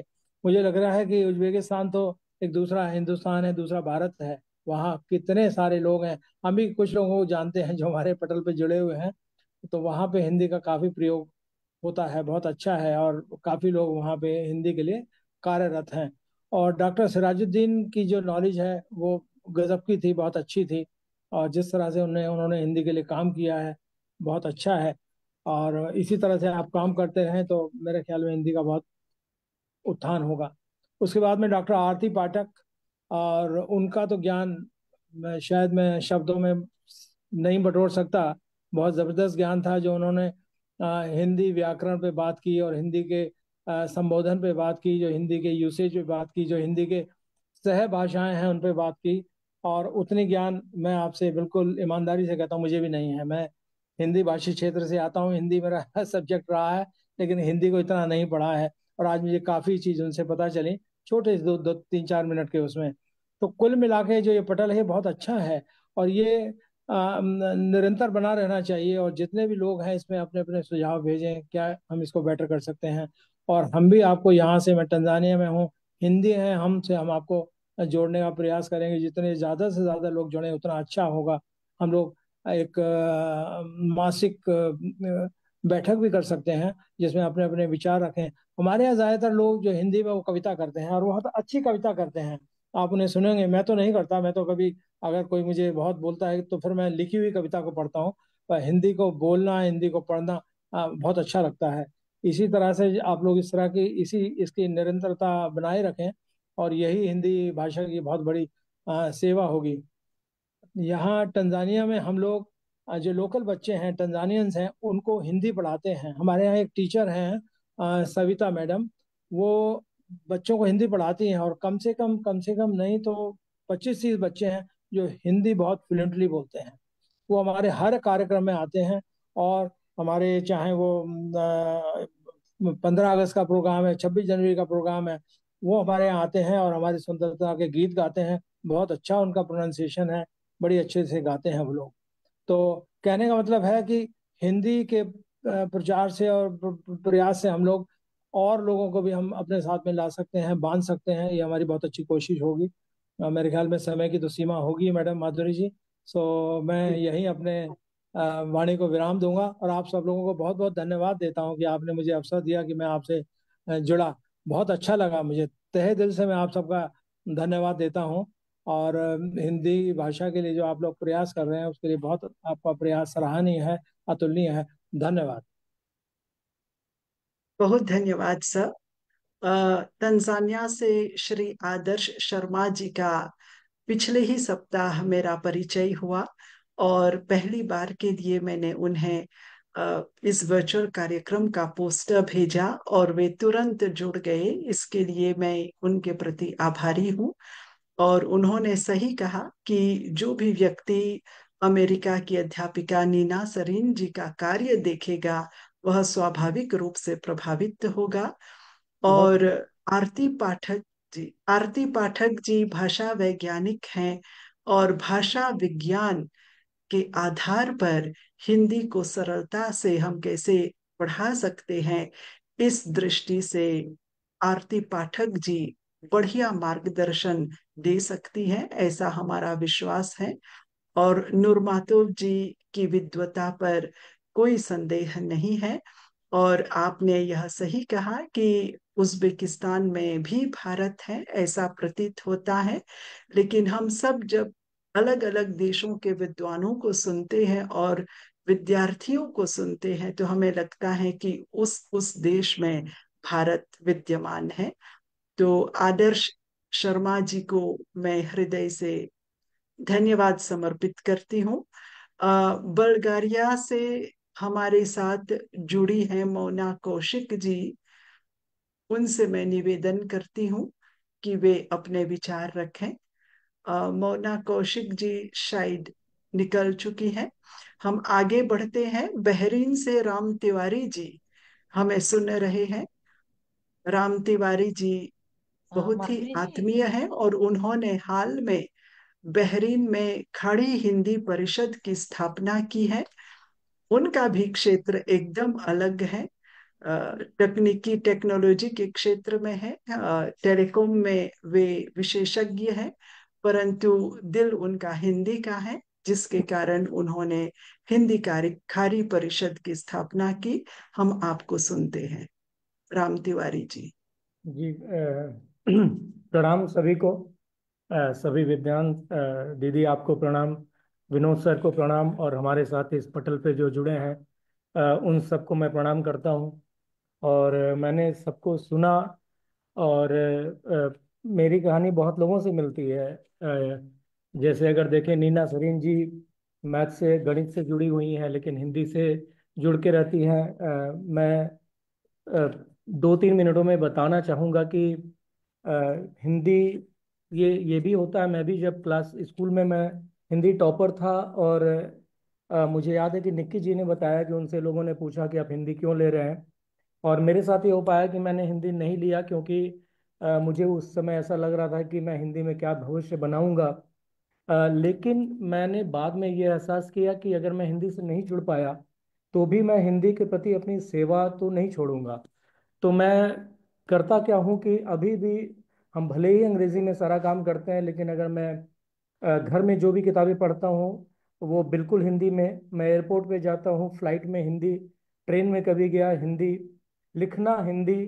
तो मतलब ऑफिस छोड़ दें तो बाकी सारे काम मैं हिंदी में ही करता हूँ। और हिंदी दिवस पे मैं कुछ 3-4 पंक्तियाँ लिखते रहता हूँ अपने स्कूल के। जो मेरे जूनियर्स हैं उस स्कूल में फेसबुक वगैरह में डालते रहता हूँ कि वो हिंदी से जुड़े। तो मुझे याद है कि डॉक्टर आरती पाठक जी ने बताया कि हम कई त्रुटियों से बच सकते हैं। जैसे उन्होंने स और श में अंतर बताया। मैं एक बहुत बड़ी बात बताता हूँ यहाँ पे, जो मैंने देखा है कि कई बार न्यूज़ एंकर, आजकल बड़े बड़े न्यूज़ एंकर कर रहे हैं, और मुझे वो अच्छा नहीं लगता है। वो बहुत ज़्यादा करी शब्द का इस्तेमाल करते हैं। हमने ये करी, हमने ये बात करी थी, और छोटे छोटे बच्चे बोलने लगे हैं और बेधड़क बोलने लगे हैं। तो मैं उन सब चीज़ों को पकड़ता हूँ। तो मैंने हिंदी में 4 पंक्तियां हिंदी दिवस पे लिखी थी कि हिंदी सबसे प्यारी भाषा, सबके मन में यह बस जाए, देखो लेखन वाचन की त्रुटियों से इसकी सुंदरता न घट जाए। तो हम हिंदी बहुत प्यारी भाषा है, लेकिन हम सुंदर तभी रख सकते हैं जब छोटी छोटी बातों को अगर पकड़ें, छोटी छोटी बातों को गौर करें। मधुबनी पेंटिंग की बात हुई। आज मुझे मैं कई बार जुड़ा हूँ माधुरी दीदी के निमंत्रण पे, और मैंने आज ये भी देखा जैसे इसमें विविधता मुझे बहुत कुछ नजर आई इस बात के कि अब जैसे अगर मधुबनी पेंटिंग के बारे में बात हुई, और अगर हम इस तरह से जोड़ें हिंदी करना, हमें यही है कि कई बार क्या होता है कि हमें हिंदी ये देखना है कि हमें हिंदी अगर पॉपुलर बनाना है, हिंदी को अगर आगे लेके जाना है, तो हमें क्षेत्रीय भाषाओं के साथ थोड़ा उसका ख्याल रखते हुए हिंदी को आगे बढ़ाना है। तो सभी ने, अब मैं ज़्यादा समय नहीं लूंगा कि विनोद सर भी आज जुड़े हुए हैं। बस जैसा मैंने बताया कि मैं लिखता बहुत हूँ, और खासकर युवाओं के लिए लिखता हूँ। मैं कुछ पंक्तियां बताना चाहता हूँ, युवा भी जुड़े हुए हैं, और युवाओं के लिए मैं यही कहता हूँ। और मेरे कविता है कि अपनी पहचान खुद बनाओ, आलस से दुश्मन का प्रतिरूप इसको न गले लगाओ, आलस से दुश्मन का प्रतिरूप इसको न गले लगाओ, उठो और इस रण क्षेत्र में अपनी पहचान खुद बनाओ, दीप प्रज्वलित करो तुम, अंतर मन का तमस मिटाओ, सफलता के इस दौड़ में अपनी पहचान खुद बनाओ, बढ़ो चरित्र निर्माण करो, सोए निश्चय बल को जगाओ, भीड़ में चलते हुए भी अपनी पहचान खुद बनाओ, सद्गुणों को ग्रहण करो, नैतिकता के हथियार उठाओ, प्रतिभा के भवसागर में अपनी पहचान खुद बनाओ, जीत अवश्य तुम्हारी होगी, हौसले का चिराग जलाओ, विजय पथ पर बढ़ते हुए अपनी पहचान खुद बनाओ, अपनी पहचान खुद बनाओ। अंत में बहुत बहुत प्रणाम सभी लोगों को। सुंदर रचना राम जी, बहुत ही सुंदर रचना, प्रेरक रचना। बहुत धन्यवाद भाई जी। आपका संदेश एकदम स्पष्ट है कि आजीविका कमाने के लिए हम भले ही अंग्रेजी या किसी भी अन्य भाषा का प्रयोग करें, परंतु प्रेम हम हिंदी से ही करें। तो इसी प्रेम के बल पर आप हिंदी में कविताएं लिखते हैं और संस्था की स्थापना करके आप हिंदी के प्रचार प्रसार के लिए भी कदम आगे बढ़ा रहे हैं। दीदी, इसके मैं लिए आप आपके आदेश से ये कहना चाहूँगा कि खाड़ी हिंदी परिषद का एक भव्य हम आयोजन करेंगे लॉन्च के लिए, जिसमें मैं इन सभी लोग जो यहाँ जुड़े हुए हैं, दीदी के माध्यम से ही, विनोद सर के माध्यम से सबको हम आमंत्रित करेंगे। और वो बहुत बड़ा खाड़ी खाड़ी ही नहीं, पूरे विश्व भर के संस्थाओं से जोड़ने का एक अथक प्रयास होगा। और हम सभी आप सभी लोगों को उसके लिए बुलाएंगे। और उसमें कुछ नए प्रयोग करने की हम कोशिश कर रहे हैं। हम उसको चूंकि हम अरब देश में रहते हैं और बहुत सारे देश अरब बोलते हैं, तो हम अरबी से उसके साथ मिलकर एक कार्यक्रम बना रहे हैं, जिससे क्या होगा कि अगर भाषाओं का आदान प्रदान होगा तो हम इसको और आगे बढ़ा सकते हैं। और आपस में, जैसे हमने कहा था कि वसुदैव कुटुंबकम, तो विश्व ही धरती है, एक परिवार है, हम सबको उससे जोड़ेंगे और आप सभी लोगों को हम आमंत्रित करेंगे। और ये जी अगर देखा जाए तो अ, अगर इसके बारे में किसी ने गाइडेंस दिया, किसी ने हमें निर्देशित किया, और अगर कहें तो एक गार्जियन स्वरूप खड़ी रही, तो वो माधुरी दीदी है। प्रणाम आपको। बहुत धन्यवाद आपको। आपके कार्य का हम समर्थन करते हैं और हिंदी के लिए जो भी व्यक्ति किसी भी प्रकार की पहल करता है, उसका साथ देना हमारा दायित्व होता है। आपको बहुत बहुत धन्यवाद भाई जी। बल्गारिया से डॉक्टर मोना कौशिक जी जुड़ गई हैं, उन्हें हम सुनते हैं, फिर अध्यक्षीय वक्तव्य की ओर बढ़ते हैं। डॉक्टर मोना कौशिक जी। हाँ, माधुरी जी नमस्कार। और पटल पर उपस्थित सभी महानुभावों को मेरा प्रणाम। अ, आज का जो हमारा ये कार्यक्रम है, हमारा इसलिए कह रही हूँ कि आप हमारी हैं, हिंदी हमारी है। और हिंदी से जुड़े सभी लोग आपस में जुड़े हुए हैं। तो मैं मुझे आज बहुत खुशी हुई क्योंकि मैं श्रोता की तरह यहाँ पर हूँ। और विशेष रूप से जब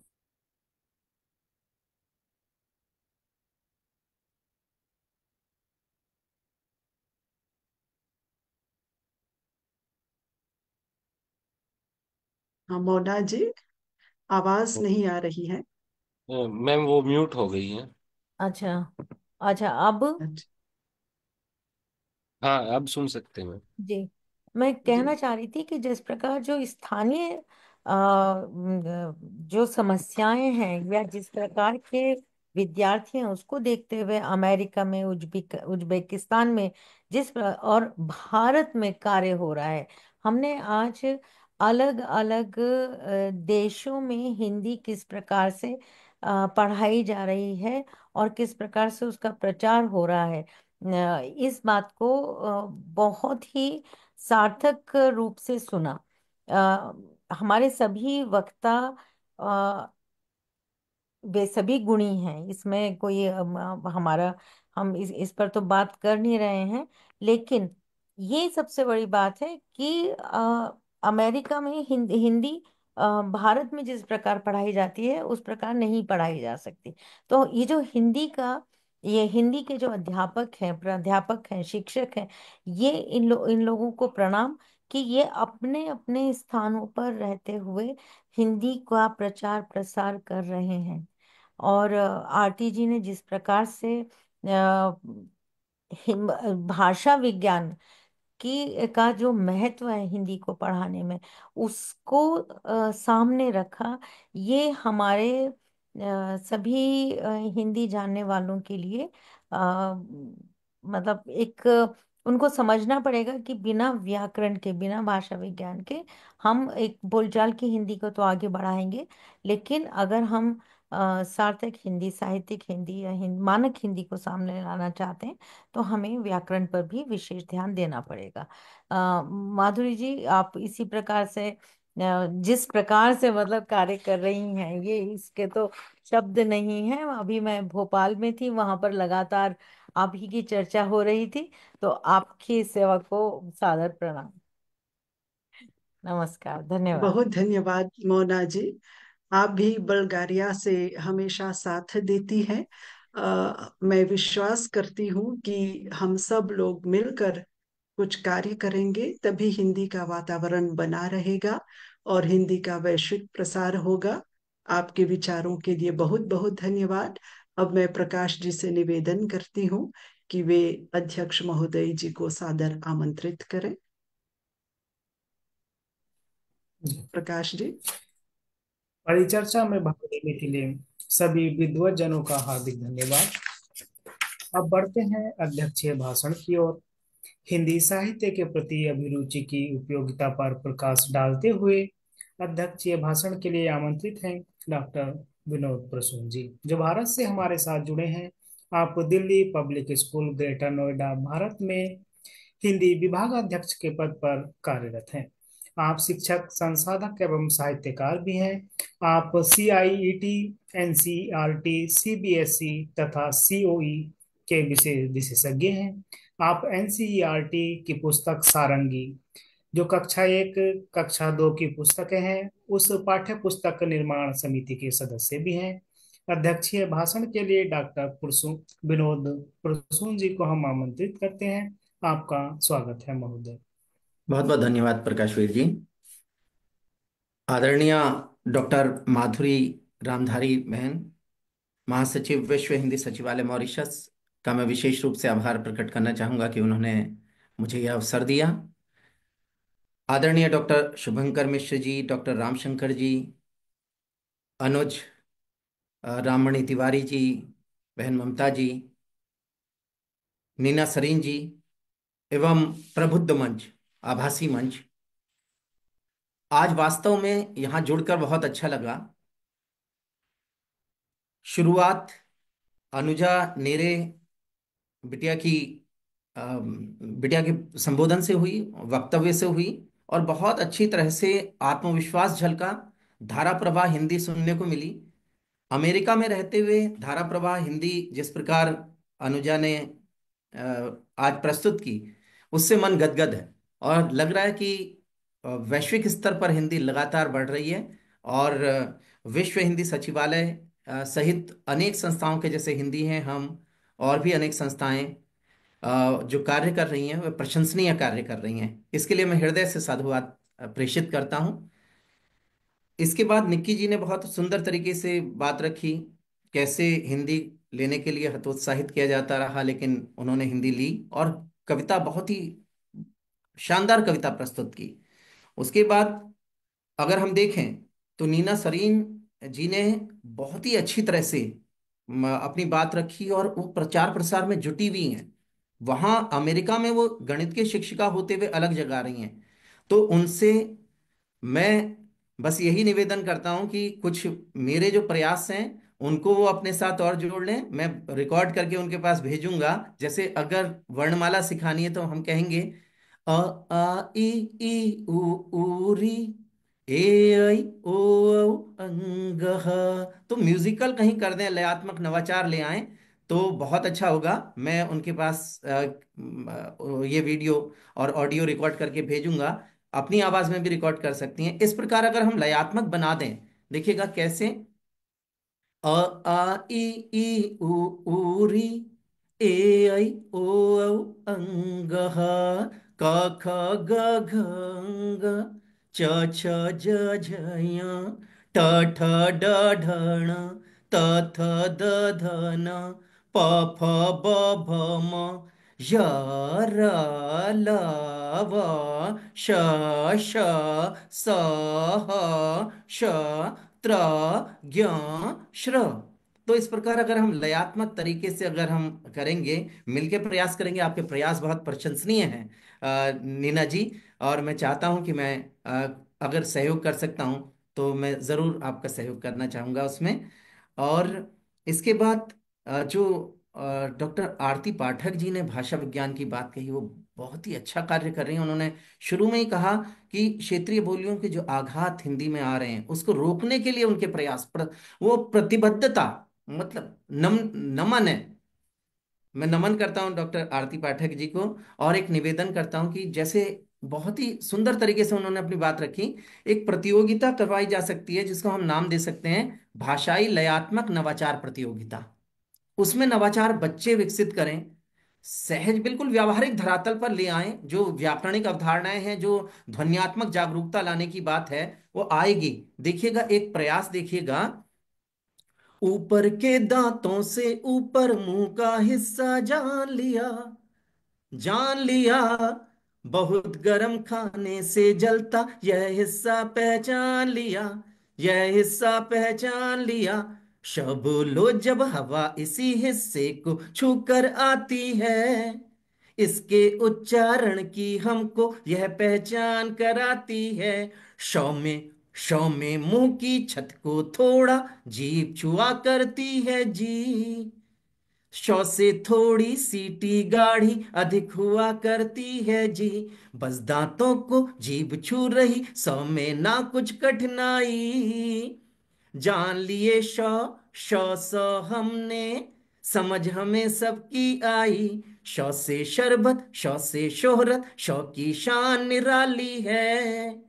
भाषा भाषण में शौ आए, इसी बात पर ताली है। सुबह में सौ है, सौ से सर्दी, सौ से सैर सपाटा है। शुद्ध सही बोलेंगे इनको, मन का यह डर काटा है, मन का यह डर काटा है, मन का यह डर काटा है। तो भाषा विज्ञान के साथ अगर लयात्मक नवाचार जुड़ जाएगा तो निश्चित रूप से सोने पे सुहागा होगा। तो मैं एक निवेदन करता हूं डॉक्टर आरती पाठक जी से कि भाषा विज्ञान के साथ लयात्मक नवाचार को अगर हम जोड़ेंगे, मिलकर जोड़ेंगे, तो कहीं ना कहीं सहजता आएगी। जो क्षेत्रीय आघात, बोलियों का जो आघात है भाषा पर, उस दिशा में हम कार्य कर पाएंगे। और डॉक्टर सिरोजिद्दीन नूरमातोव जी ने वो वास्तव में उज्बेकिस्तान में हिंदी की अलग जगह रहे हैं, और मैं उनके हिंदी प्रेम को नमन करता हूँ। आगे अगर हम देखें तो अ, आदर्श शर्मा जी ने बहुत अच्छी बात कही। तंजानिया में हिंदी है हम के माध्यम से वो हिंदी की अलग जगाने का कार्य कर रहे हैं। और राम तिवारी जी ने तो वास्तव में, अनुज ने बहुत ही सुंदर तरीके से अपनी बात रखी। और वे खाड़ी हिंदी परिषद का उन्होंने मतलब एक तरह से बनाई है, तो उसमें को और भी भाषाओं को जोड़ने के इच्छुक हैं। तो देखिए, ये भाषाई प्रेम है। तो आज का जो मुझे ये पूरा कार्यक्रम लगा, तो बहुत ही अच्छा लगा। और अभिव्यक्ति नाम सार्थक है। और अभिव्यक्ति का अर्थ ही अगर हम देखें, अभिव्यक्ति का अ जो है वह आह्वान करता है। कैसे? वह आह्वान करता है अंतर्मन, और वही आह्वान कर रहा है आत्मा, वही कह रहा है कि आनंद। तो जो अभिव्यक्ति है ना, वो सीधे अंतर्मन से होनी चाहिए, उसमें आनंद होना चाहिए। तो जब निक्की यहाँ वक्तव्य दे रही थी, तो उसमें मुझे लगा, और भी अन्य वक्ताओं ने जब वक्तव्य दिया, तो अभिव्यक्ति में ये मुझे देखने को मिला कि वो अंतर्मन को छूने वाली अभिव्यक्तियां थी। और यही कह रहा है कि अंतर्मन, आत्मा और आनंद, तीनों जब जुड़ते हैं और जब भाषाई सुगंध प्रसारित होती है, फैलती है ना, और भाषाई सौंदर्य दिखाई देता है, भाषाई स्वाद चखना अच्छा लगता है ना, तो ये अभिव्यक्ति तभी अच्छी होती है जब इन सबको समेट लेती है। तो आज के इस मंच पर वो सब कुछ मिला। वो अंतर्मन को छूने वाली अभिव्यक्तियां थीं, वो भाषाई स्वाद था, भाषाई सुगंध थी, है ना। जब वो अपनी प्रस्तुति दे रही थी मकफूजा मिर्जा मुरुदोवा, उसमें जो सौंदर्य भाषा का खिल रहा था, है ना, तो अलग अलग सौंदर्य, है ना, वो अभिव्यक्ति उसी का नाम है कि जो तरह तरह की अभिव्यक्तियां हैं, उसकी सुगंध है। तो आज का ये मंच वो अभिव्यक्ति शब्द पर खरा उतरा है, अभिव्यक्ति है वास्तव में यह। और एक राम जी ने बड़ी अ, चिंतनीय बात कही, चिंतन योग्य है यह, कि भाषाई प्रदूषण, भाषिक जो प्रदूषण है वह बढ़ता जा रहा है। आज हमें प्रयास करना चाहिए हम भाषा शिक्षण से जुड़े हुए हैं तो प्रयास होने चाहिए भाषिक प्रदूषण किसी माध्यम से रोका जाए। आपके साथ सही क्रियात्मक प्रयोग का अभाव, आप कैसे हो, भाषिक प्रदूषण है। कराकरी का प्रयोग भाषिक प्रदूषण है। मेरे को तेरे को का प्रयोग भाषिक प्रदूषण है। हम अपने स्तर पर जितना भी इस प्रदूषण को रोक पाए तो एक भाषा बहती चली जाएगी, अपने सही रूप में बहेगी, है ना। तो हम सब मिलकर अगर इस प्रयास को कर रहे हैं, और जैसा डॉक्टर माधुरी रामधारी सिंह जी प्रयास कर रही हैं, और बहन के प्रयास प्रशंसनीय प्रयास हैं। युवाओं युवाओं का हिंदी के प्रति आकर्षण लाने का जो प्रयास है उनका प्रशंसनीय है। और शिक्षकों को अपने अनुभव बांटने के लिए मंच प्रदान करना सबसे बड़ी बात है ना। तो ये सारे प्रयास बहुत ही प्रशंसनीय प्रयास हैं। और मन गदगद है इस मंच पर आकर, है ना। तो एक विश्व हिंदी दिवस अभी बीता है। इस अवसर पर मैं छोटी सी कविता अपनी आपके सामने रख रहा हूँ, देखिएगा, सुनिएगा। उसी के साथ मैं अपनी वाणी को विराम दूंगा। सरस सरल मनोहारी है, सरस सरल मनोहारी है, अपनी हिंदी प्यारी है, अपनी हिंदी प्यारी है। मीठे शब्दों वाली है, यह फूलों की डाली है। भारत की पहचान लगे, हिंदी हिंदुस्तान लगे। भारत की पहचान लगे, हिंदी हिंदुस्तान लगे। अद्भुत शान हमारी है, अपनी हिंदी प्यारी है, अपनी हिंदी प्यारी है। कबीरा का आखर ढाई है, तुलसी की चौपाई है। यह भावों की सरिता है, यह मोहक सी कविता है। सुरभित है उजियारी है, अपनी हिंदी प्यारी है, अपनी हिंदी प्यारी है। अक्षर रस के छींटे हैं, शब्द शहद से मीठे हैं। यह मन में बस जाती है, जीवन को महकाती है। खिली खिली फुलवारी है, अपनी हिंदी प्यारी है, अपनी हिंदी प्यारी है, अपनी हिंदी प्यारी है। जय हिंदी, जय भारतवर्ष।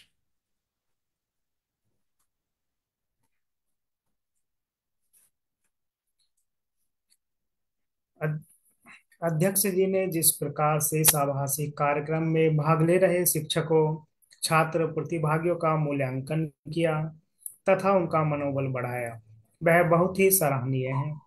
इसके लिए डॉक्टर विनोद प्रसून जी को कोटि सह धन्यवाद। अब हम इस आभासी कार्यक्रम के अंत में पहुंच चुके हैं। सभी संस्थाओं के अधिकारियों तथा छात्र प्रतिभागियों को धन्यवाद देने के लिए मैं विश्व हिंदी सचिवालय के उप महासचिव डॉक्टर शुभंकर मिश्र जी को आमंत्रित कर रहा हूं। आपका स्वागत है डॉक्टर शुभंकर मिश्र जी। आप सबको बहुत बहुत नमस्कार और प्रकाश वीर जी बहुत बहुत धन्यवाद। इस श्रृंखला में, अभिव्यक्ति की श्रृंखला में मैं आप सबका आभारी हूँ कि आप हमारे इन प्रयासों से जुड़ रहे हैं और हमारे आप और अपना सरोकार हमसे भी साझा कर रहे हैं। मैं सर्वप्रथम अध्यक्ष, इस कार्यक्रम के अध्यक्ष डॉक्टर विनोद प्रसून जी जो भारत से जुड़े हैं, उनका विशेष रूप से आभार करता हूँ। और उन्होंने जिस प्रकार से गायन के माध्यम से और गेयात्मकता के साथ हिंदी की कठिन संकल्पनाओं को स्पष्ट करने का जो प्रयास किया है, और जो अपने शिक्षण करियर में और जिस तरह से वो करना आगे भी काम कर रहे हैं, वो हम सब के लिए प्रेरणास्पद है और हम सबको एक नई राह, एक नई उम्मीद, एक नई आशा दिखाता है।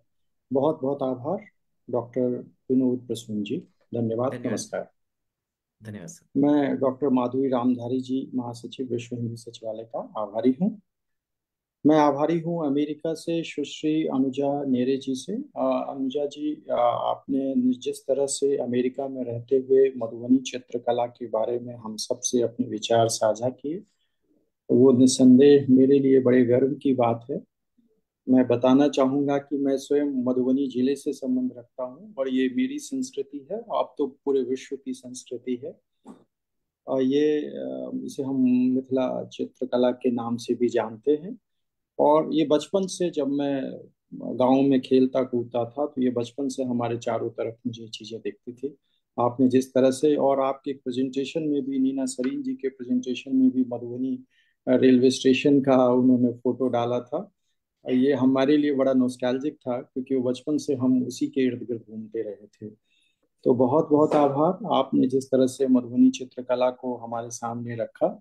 मुझे लगता है कि ये सच है कि मैं मधुबनी से संबंध रखता हूँ, लेकिन मुझसे आप बेहतर जानती हैं मधुबनी चित्रकला के बारे में और उसके मर्म को। तो बहुत बहुत आभार सुश्री अनुजा नेरी जी को। धन्यवाद। मैं आभारी हूँ उज्बेकिस्तान से जुड़ी है मखफुजा मिर्जा पुरोदवा जी से। आप हिंदी अध्यापक हैं, माफ करिएगा यदि नाम में मैं कुछ आपके नाम का उच्चारण ठीक से नहीं कर पा रहा हूँ, ये मेरी कमी है, क्षमा करिएगा। आप हिंदी अध्यापिका हैं, आपका प्रयास अभिनंदनीय है।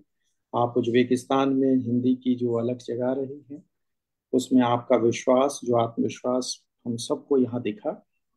बहुत बहुत आभार, बहुत बहुत अच्छे कार्यों के लिए, और आपकी प्रतिभा को, आपके प्रयासों को नमन है। और आपके प्रयास हम सब के लिए, हिंदी प्रेमियों के लिए अभिनंदनीय है। बहुत बहुत आभार, बहुत बहुत धन्यवाद। मैं भारत से जुड़ी थी निक्की निक्की की बात कर रहा हूँ कि हिंदी को नए सिरे से आपने परिभाषित किया। आपने जिस तरह से हिंदी के बारे में, हिंदी के साथ जो पूर्वाग्रह सी चीजें जुड़ी हुई हैं कि हिंदी में कम पढ़ना पड़ता है, हिंदी ये इतनी बहुत सारी चीजें जो आप में इस पे आपने चूंकि विस्तार से इस बात को कही है, तो वो सब कुछ जो है नहीं, अपने आप में बड़ा खूबसूरत सा लग रहा था। और बहुत सी चीजों में लोगों को इस पूर्वाग्रहों से निजात मिलेगी जब आपको सुन, जिन्होंने भी आपको सुना है और इस मंच के माध्यम से जो लोग आपको सुनेंगे। आपकी कविता बहुत प्यारी थी, हिंदी क्या है। और आपकी कविता को देखकर मैं, आप में जो कवित्व की शैली है वो हम सबको यहाँ आश्वस्त करती चली गई कि आप निश्चित रूप से हिंदी के क्षेत्र में अच्छा नाम करेंगी। तो बहुत बहुत आभार और बहुत बहुत शुभकामनाएं आपको। इसी तरह से सृजनात्मक क्षेत्र में अपना योगदान करते रहिए और साहित्य और भाषा को समृद्ध करते रहिए। बहुत बहुत आभार आपका। मैं आभारी हूँ नीना सरीन जी का। नीना सरीन जी, आप अमेरिका से जुड़ी हैं। आपने नवाचार और वास्तविक परिवेश की बात की है, आपने संवादी हिंदी की बात की है। आपके प्रयत्नों से ही मुझे लगता है कि अमेरिका से जो सुश्री अनुजा नेरे जी जुड़ी थी, आपने उनके, आपकी परियोजना कार्य में आपने उन्हें मधुबनी चित्रकला के बारे में दिया। बहुत बहुत आभार, बहुत बहुत धन्यवाद, क्योंकि भाषा के माध्यम से संस्कृति का भी आपने प्रचार किया वैश्विक स्तर पे। इसके लिए बहुत सारा आभार आपको। और आप जिस तरह से संवादी हिंदी के पक्ष को लेकर सशक्त करने की दिशा में कार्य कर रही हैं, वो अभिनंदनीय है, हम सब के लिए प्रेरणास्पद है। निश्चित रूप से आपका यह भाषा प्रेम हम सब के सामने एक आदर्श उदाहरण है, अनुकरणीय है। विशेष रूप से मैं बहुत प्रभावित हूँ आपके इन कार्यों को देखकर। बहुत बहुत आभार, बहुत बहुत धन्यवाद आपका। मैं उज्बेकिस्तान से जुड़े डॉक्टर सिरोजुद्दीन नूरमतोव जी का भी विशेष आभारी हूँ। आप 7 साल से हिंदी पढ़ रहे हैं और विश्व हिंदी दिवस पर आपको भी ढेरों शुभकामनाएं। मैं भारत उज्बेकिस्तान के संबंध के साथ में आपने भारत विद्या की बात की, और सबसे बड़ी बात की कि आप 75 वर्ष से वहाँ पर हिंदी का जो परिदृश्य चल रहा है। गत वर्ष हम सब ने हिंदी को अपनाने के उद्देश्य के उपलक्ष्य में हीरक जयंती मनाई थी। मुझे खुशी है कि भारत से बाहर उज्बेकिस्तान में भी हिंदी के स्वीकरण के लिए हीरक जयंती का जैसा प्रसंग और माहौल बना है। बहुत बहुत आभार आप सबके महान प्रयासों से ही, महनीय प्रयासों से ही आज हिंदी उज्बेकिस्तान में फल फूल रही है। और मुझे लगता है कि आपके जो प्रयास हैं और आपका जो एक जो आपने जिस तरह से चीज़ों को प्रस्तुत किया हम सबके सामने, उसमें आपका परिश्रम झलकता है, आपका सरोकार झलकता है, आपकी सदाशयता झलकती है। हम सब के लिए ये अनुकरणीय है। बहुत बहुत आभार, बहुत बहुत धन्यवाद। मैं आरती पाठक जी का भारत से जुड़ी है, मैं उनका विशेष धन्यवाद करता हूँ। आपने हिंदी शिक्षण की बात की है, भाषा विज्ञान के माध्यम से आपने हमें ये बताने का प्रयत्न किया कि भाषा शिक्षण के क्या क्या स्तर हैं और उसके लिए अलग अलग प्रविधियाँ या स्ट्रेटेजीज क्या हो सकती हैं। आपने रोजगार के अवसर की भी बात की। मैं भी इस बात से सहमत हूँ कि रोजगार भाषा नहीं देती है, रोजगार के लिए आपको अलग से कुछ और प्रयत्न भी करने पड़ते हैं। मैं समझता हूँ कि यदि कोई एक चीज पढ़ने के बाद, कोई विशेष चीज के अध्ययन करने के बावजूद यदि व्यक्ति को नौकरी नहीं मिलती है और उसके लिए उसको अलग अलग चीज़ों के लिए रीस्किलिंग और अपस्किलिंग करना पड़ता है। तो हिंदी के लिए भी ये सच है। तो ये कहना कि हिंदी में रोजगार नहीं है, ये आप भी सहमत, हम सब इस बात से सहमत हैं। और आपने जिस तरह से रोजगार के साथ हिंदी को जोड़ा है, वो नई पीढ़ी के लिए निस्संदेह मुझे लगता है कि एक पाथेय की तरह होगा। बहुत बहुत आभार, बहुत बहुत धन्यवाद। और आपके अच्छे प्रयत्नों के लिए, और जिस तरह से आप उच्च शिक्षा में हिंदी के प्रगामी प्रयोगों के लिए और उच्च शिक्षा में उसके शैक्षिक गुणवत्ता के लिए प्रयत्न कर रही हैं, बहुत बहुत आभार आपको। मैं इसके साथ परिचर्चा में जुड़े हुए अन्य विद्वानों का भी आदर्श शर्मा जी, राम कौशिक जी और मीना जी का भी विशेष विशेष धन्यवाद करता हूँ। आपकी समीक्षात्मक टिप्पणियों से यह परिचर्चा विशेष रोचक हो गई और हम सबको एक नए सिरे से फिर से उसके बारे में सोचने का एक अवसर मिला। आपकी समीक्षात्मक टिप्पणी इतनी प्रभावी थी कि मुझे ये लगा कि एक बार फिर से हम उसे एक रिवाइज कर रहे हैं, उसका एक नवीनीकरण हम अपने दिमाग में करें, जिसे हम पुनश्चर्या कार्यक्रम की तरह देख सकते हैं। तो बहुत बहुत आभार, आप सब इस कार्यक्रम में जुड़े। इस कार्य में इसके अलावा जो लोग हमारे साथ जुड़े हुए हैं विभिन्न माध्यमों से, डॉक्टर धर्मेंद्र प्रसाद सिंह जी, डॉक्टर रामाश्रय सिंह जी, लाला राम लैला जी, राम तिवारी जी की बात हो गई, सोनू कुमार जी, डॉक्टर सुधा शर्मा पुष्प जी, आप सबको बहुत बहुत आभार कि आप हमारे साथ इस सरोकार में जुड़ रहे हैं, निरंतर जुड़ रहे हैं। बहुत बहुत आभार, बहुत बहुत धन्यवाद। मॉरिशस गणराज्य की तरफ से, भारत गणराज्य की तरफ से, विश्व हिंदी सचिवालय की तरफ से, आप सबके इन सब प्रयत्नों से ही हिंदी को वैश्विक स्वरूप मिल सकेगा, इस बात के प्रति हम सब आश्वस्त हैं। आभार, धन्यवाद, जय हिंद, जय मॉरिशस। प्रकाशवीर जी। विश्व हिंदी सचिवालय के उप महासचिव डॉक्टर शुभंकर जी को इस प्रेरणादायक धन्यवाद ज्ञापन के लिए कोटि से धन्यवाद। अब हम इस कार्यक्रम की समाप्ति की घोषणा करते हुए आप सबसे विदा लेते हैं।